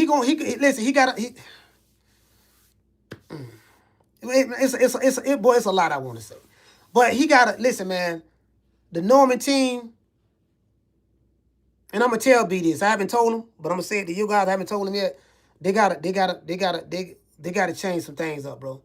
I know Brian Norman was saying, look, yeah, we ain't changed nothing. We left everything the same. We stayed right here home. We worked out. They gonna have to take a page out of Devin Haney's book. They're gonna have to take a page out of Devin Haney's book and say, you know what? We gotta go. Look, we gotta look, man. we got to go get some help. We got to go get some help. We got to go invest in some hell of a training camps. I think Devin Haney, I think when I spoke to Bill said they spent a lot of money on training camps. That's what Bill told me a while ago. He told me, he said, look, man, we train with some of everybody. Because I asked him, I said, man, why you train? I mean, if you go back and look at the interview we did. I said, man, you train with a lot of different people, stuff like that. And he said, yeah, man, we train with a lot of different people. We learn a lot of different things. Bill Haney is not a coach per se. Bill Haney is kind of like a producer, like Quincy Jones. I'm going to get everybody. The producer is not the one who make the music. The producer is the one who get all the musicians together and you tell them how you want it done. Look here, man, we trying to make this song. This song is about a pretty girl walking down the street and, I want it to be this kind of tempo. Okay, look, I want some strings. I want to bring the strings section in here. Okay, look, we're going to bring Freddie Washington in here. We're going to bring Thunder Thumbs Johnson in here from the Johnson Brothers. You know what I mean? To play the bass. We're going to bring Slash from Guns N' Roses to play the electric guitar on Thriller. Like the producer's the one who put all the ingredients together. He the one that put all the ingredients together. That's Bill Haney. That's Bill Haney. That's Bill Haney. You get what I'm saying? Yeah. What it say? He say Norman Sr. got his son there. It's another voice needed to get to the next level, though. What you say? Kane say, hey, coach, I think the Normans need to bring in some help. I was telling my boy that last night. Just what you said. Yeah. He got a lot of work. He got MB813 say Norman got a lot of work to do. He got a lot of work to do. He got a lot of work to do. He got a lot of work to do. So that's what Bill Haney does. Bill Haney gonna have him over there with everybody. And he been doing it so long since he was a kid. So there's levels to this. Y'all know how I feel about that level shit. But yeah, but all jokes aside, he gonna have to they gotta do some soul searching. They gotta do some soul searching and they gotta make some changes, bro. Like at this point in time, because Brian Norman, this is his first loss. He's only 25. He just turned 25. Him and Devin Haney birthday just came. I think they both had the same birthdays, like a few days away from each other, right? Shout out to Sheila from Cali. Happy birthday to you, sis. He's going to have to check this out. I'm gonna say this.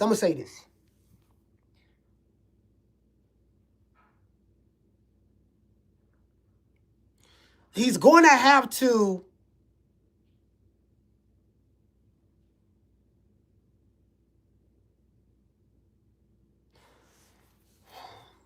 he got to add somebody. You know what I think he need to do? He probably need to get a part of the snack program.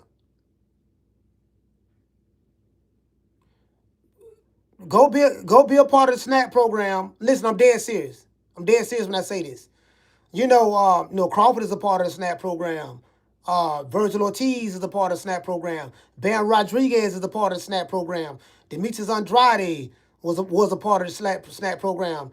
Caleb Plant. But now, of course, some of those guys, everybody who on the SNAP program, some of those guys do have losses. Just because you don't snack don't mean anything. But I'm gonna tell you what I mean by that. I've been out there. I've been to Vegas. I'm gonna tell you what. They have some of the best sports science in the game. And a lot of the high-tech training that Devin Haney does, I'm not talking about running up the mountains and sand and all that stuff. They do all that.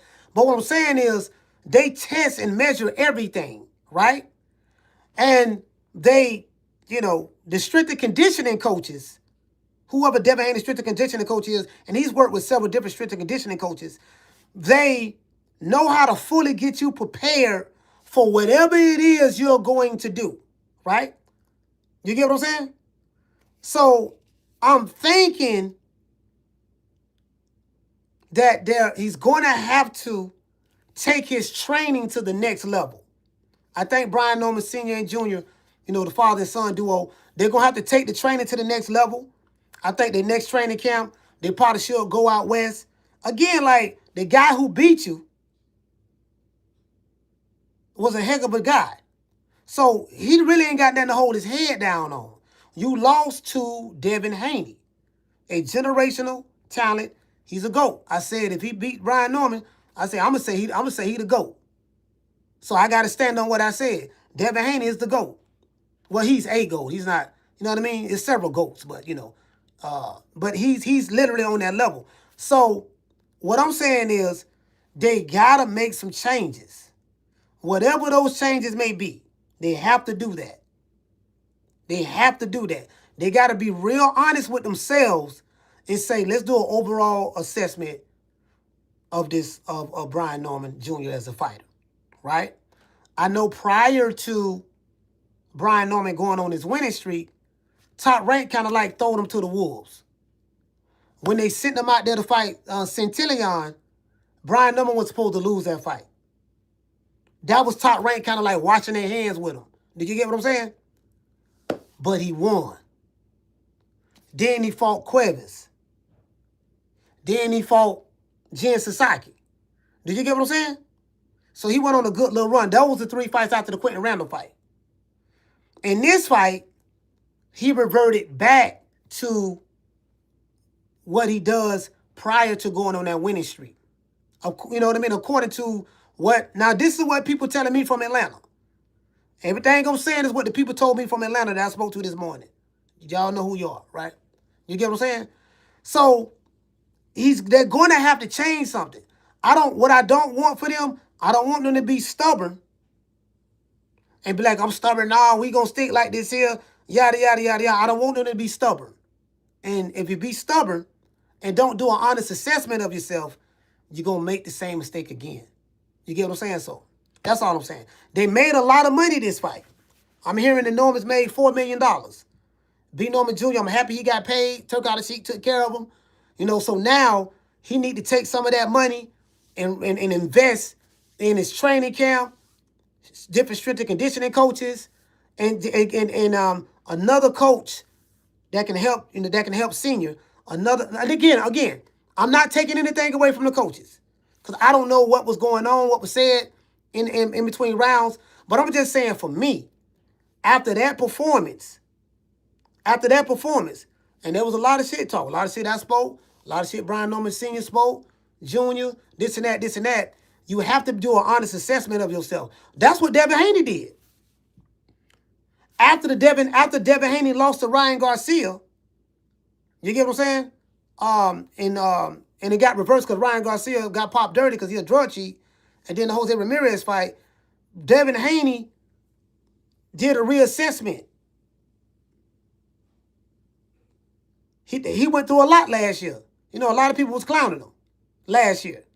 He went through all of that ridicule, but guess what? He was able to take that ridicule, and that ridicule made him a better fighter and a better fighter right now today. We seen that last night. What Brian Norman's going to have to do, he's going to have to face the ridicule. He's going to have to face that. You get what I'm saying? Because listen, I ain't going to lie to you, dog. Yeah, he's going to have to face the ridicule, and he's going to have to take it with a grain of salt, hold his head down, get back to work, and come back and show him. Become a better fighter. Do you get what I'm saying? Because this fight can break him. It can make him or break him. You know what I mean? Some of the shit, my favorite fighter, Sugar Ray Leonard lost. I was hurt when Ray Leonard lost to Roberto Duran. Do you get what I'm saying? That first fight. But he came back, made the adjustment. That's what Brian Norman wanted to do.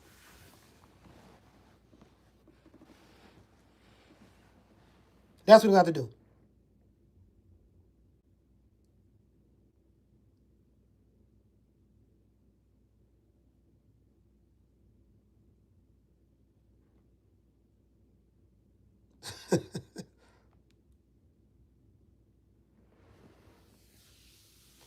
What you say, Master Goku? He say, Coach, senior coaching in the corner wasn't good. You have to check it out. I'll check it out. I'll check it out, fam. I haven't heard it, but I'll check it out. What you say, Jody? He said he should have took that Devin sparring. Would have been more prepared.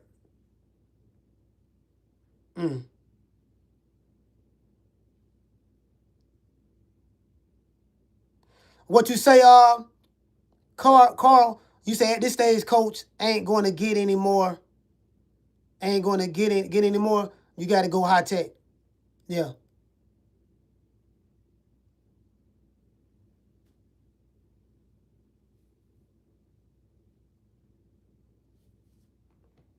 What you say, Mac? Mac said his brother was screaming out instructions too. Told Junior Dale was feeling his power and he was scared about to run. Attorney Betty said Bam was spectacular. Hey, look here. Hey, do you know something? That's Debo Dale's one of his favorite fighters, Bam Rodriguez. Bam Rodriguez is one of my favorite fighters, bro. Bro, like that dude is scary good. Didn't nobody want to... He used to fight on other promotional companies' undercards before a promotional company even picked him up.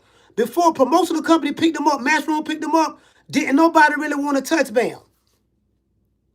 He used to pay to get on other promotional companies' top-ranked fight card, PBC fight card. He used to pay to do that, bro. You get what I'm saying? And then Matchroom picked him up. I don't, and the reason why is because Bam is such a small guy. He fight at a small weight class. I think those promotional companies, they wasn't interested in somebody that small. I mean, I really don't have any proof on it, but PBC didn't get him. Golden Boy didn't get him. But Eddie Hearn got him, picked him up. You get what I'm saying? Man, that dude Bam special, bro. But I've been telling y'all about Bam for a minute. Bro. I hate that every time I do a live show talking about Bam Rodriguez, we don't get a lot of views on it. We don't get a lot of views, but in America, bro, they need to, like, just even for the Mexican American fan base. Like, bro, y'all talking about Canelo and trying to hype up Virgil Ortiz. I'm like, the dude is Bam Rodriguez. Y'all trying to hype up, then David Benavidez, the Mexican monster. Like y'all hated on Benavidez. I'm not saying people in the chat. I'm saying the Canelo fans. Oh, he ain't Mexican. He Ecuadorian and all that stuff there. The Mexican monster is the truth, fam. David Benavidez is the truth. Bam Rodriguez is the truth. If you Mexican or Mexican American, you got your two fighters. You got Benavidez and you got Bam. Bam better than Benavidez. They won't get behind him. Every time I do a live show for Bam, they don't get behind him, bro. They don't. I do a live show for Benavidez. They don't get behind him. I don't get it. I really don't get it, bro. I really don't get it.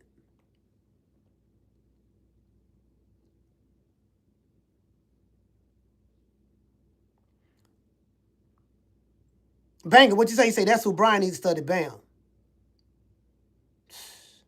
Yeah, I don't get it, bro. Bro, that man crazy, bro. Fam. He remind me so much of Chocolatito. One of my favorite greats. Great fighter from Nicaragua. Chocolatito, that I love Chocolatito. He old now, stuff like that. Bam used to do a lot of sparring with him too.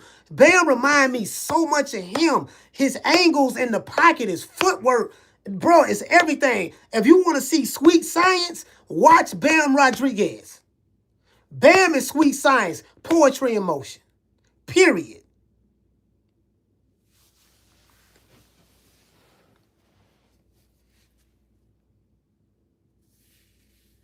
What'd you say, Hardline? He said he stopped being drunk on Canelo when y'all got a Mexican from right here. Bro, talk to him. Hardline. Listen, talk to him, fam.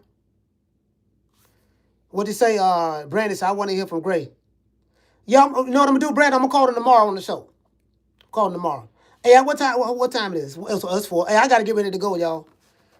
I got to get ready to go, fam. Much love to everybody, man. Debo Dale been fired. Debo Dale did his thing, bro. I was wrong. Y'all was right.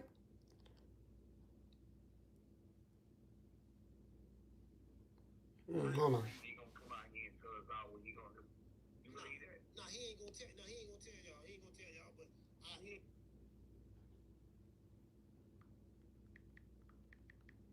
Hold on. Somebody just text me.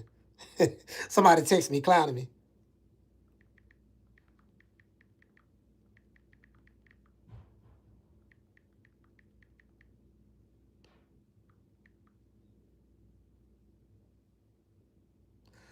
Yeah.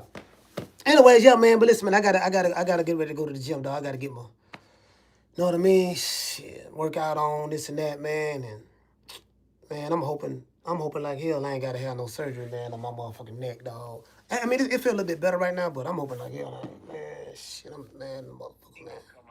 Anyway, back to what I was saying, fam. Hey, bro.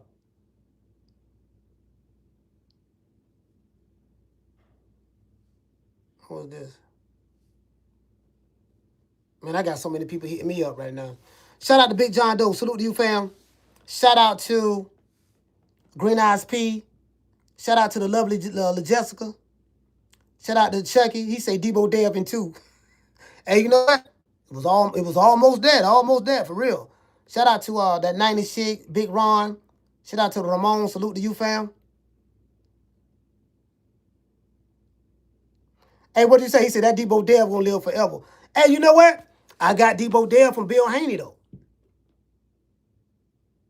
Bill Haney is who I got it from. If you go on his Twitter account, probably about back in April, he made a post with he made a post standing next to Devin, and I think he had a no. Yeah, this back in April. He said Debo Devin Haney. And I saw that and I thought it was so funny. As I said, Bill Haney is a genius, right? Genius marketer. I've always told him, I say, bro, when it comes to promoting and marketing, I say, you're a genius, bro. You got it naturally. And I was telling him some things, you know what I mean? Because I got a marketing background. Like, this is what I do. You get what I'm saying? I'm really, really good at what I do. I promise y'all. I'm a great copywriter. I make good money as a copywriter. And then now the YouTube channel is taking off. January next year, be 5 years. It's taking off. We're doing crazy numbers. I'm making some really good money on YouTube. And I'm doing this shit part-time. Do you get what I'm saying? Like last year was phenomenal. And this year wasn't as great as last year, but this year, because we had got demonetized, and it took me a while to get the monetization back. But this year is doing real, real well. We got other sponsors. We have other sponsors coming up and stuff like that. Like, bro, we doing good, bro. I'm telling you, we doing good. We had over 2,200 on the live last night, and y'all showed up and showed out, man. Y'all, between Cash Apps and Super Chats, man, we had over, I think we did like a little over $600 just on that yesterday. You get what I'm saying? So I really appreciate y'all, bro. I really mean that. I'm always be true to y'all, TMP, True Media Podcast. Y'all the family. Y'all made me who I am. So shout out to Felicia Williams. Shout out to Curtis. G5 from the Bronx. The one, Mr. Ham. We going live tomorrow. It is what it is. Phone lines going to be open. Y'all call to talk y'all shit. Shout out to Bless. Shout out to Trey. Shout out to Curtis. Shout out to the lovely Felicia Williams. Hey, I met Felicia in Vegas, man. That is a beautiful woman. I'm telling you, bro. Shout out to her husband. Shout out she married. Shout out to her husband. I don't want no problems. And lovely Miss Connie, too. I don't want no problems. Shout out to her husband, too. Shout out to that 90s chick. Shout out to Brandon Sweet Like Candy. You know what I mean? Let your man, I don't want no smoke now. Y'all got it. Tell him I don't want no smoke. Yeah, the nigga on the live, a nigga trying to holler at my old lady. When I see the little nigga, I'm gonna do A, B, C, and D. Tell them I don't want no smoke. They got it. Tell them they got it. I don't want no smoke now. You know what I mean? Shout out to Big Ron. Big Ron, what's up, man? Shout out to Tegra, the lovely Tegra. Hey, Ramon. Hey, look, hey. He said, Coach asking for a fight. Hey, Ramon, I don't want no smoke. They got it. Hey, Ramon, they got it. Hey, I don't want no nigga. Yeah, dog, that nigga, trying to tell you, dog, the nigga disrespecting me, dog. The nigga on live, hollering at my old lady, giving her compliments on the live. Soon as I see that nigga, I'm telling you, dog. I'm telling you. You know what I mean? Hey, shout out to Mr. Cook. Mr. Cook, what's up, fam? I'm wrapping it up. The one Mr. Ham, he say Debo Dev made the necessary adjustments to become a better boxer. And guess what? Ham, B. Norman Jr. gonna have to do the same thing. He gonna have to do the same thing. You get what I'm saying? I'm confident they will. I'm hoping they will. I'm confident they will. It's only one loss. One loss don't define you, but one loss can make you better. By him losing to Devin Haney, for me, it's nothing to feel bad about. Had he lost to a no-name guy or Jen Sasaki or lost to Cuevas, then it's like, oh, man, you know what I mean? You know, but you lost to Devin Haney. Ain't no shame in losing to Devin Haney, bro. I'm telling you that right now. Ain't no shame in losing to Devin Haney. And if he's a real fighter and a real champion, guess what? He'll bounce back like the other real fighters and the other real champions did in the past. You dig? So, Master Goku, salute. Curtis Robinson. This is Voracious. Salute to you, fam. Shout out to Dr. It was a doctor in here. Dr. Tony, Dr. Paul. It was a doctor in here. I forgot which one. But shout out to you, fam. Whichever doctor is here. Shout out to Curtis Robinson. Shout out to Clinton. Salute to you, brother. The lovely Miss Connie. G5 from the Bronx.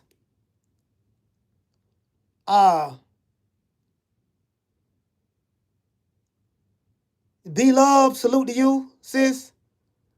Mr. Cook, Ham, Green Eyes, Curtis. And, oh, yeah, in closing, I'm going to wrap up like this here. As I told you guys before, I don't know if you heard, did speak to them this morning, Bill. They flew to Saudi, they flew to Dubai. They went over there, so, they supposed to be, they hit me up this morning about 4 o'clock in the morning. And I hit up the Normans. They seem like they're in good spirits. It is what it is. They made a lot of money. Dale made 12 mil. So he made a lot of money. So they doing good. And everybody gonna be all right. To all of you subscribers, I gotta say this here. Again, a lot of y'all be doing a lot of projecting.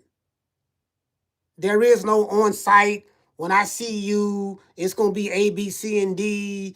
You hated on this and Bill and this and that. I'm like, bro, y'all don't even know. I'm talking to Bill the whole time in the lead up to the fight. Bill Haney don't take this shit personal. You subscribers, not you subscribers, you fanaticals take it personal. Devin Haney don't know you niggas. He don't. You get what I'm saying? You don't know you. When he get paid, you don't get paid.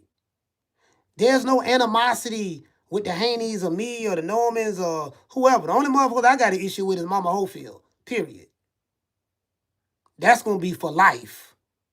Mama Ho, I can't stand Mama Ho. And Mama Ho can't stand me. I don't like women beaters. She's a woman beater. And she's a shit eater. You get what I'm saying? Shout out to Kid Austin for sending me that video. Or your mama beating up Camille. Shout out to you for that.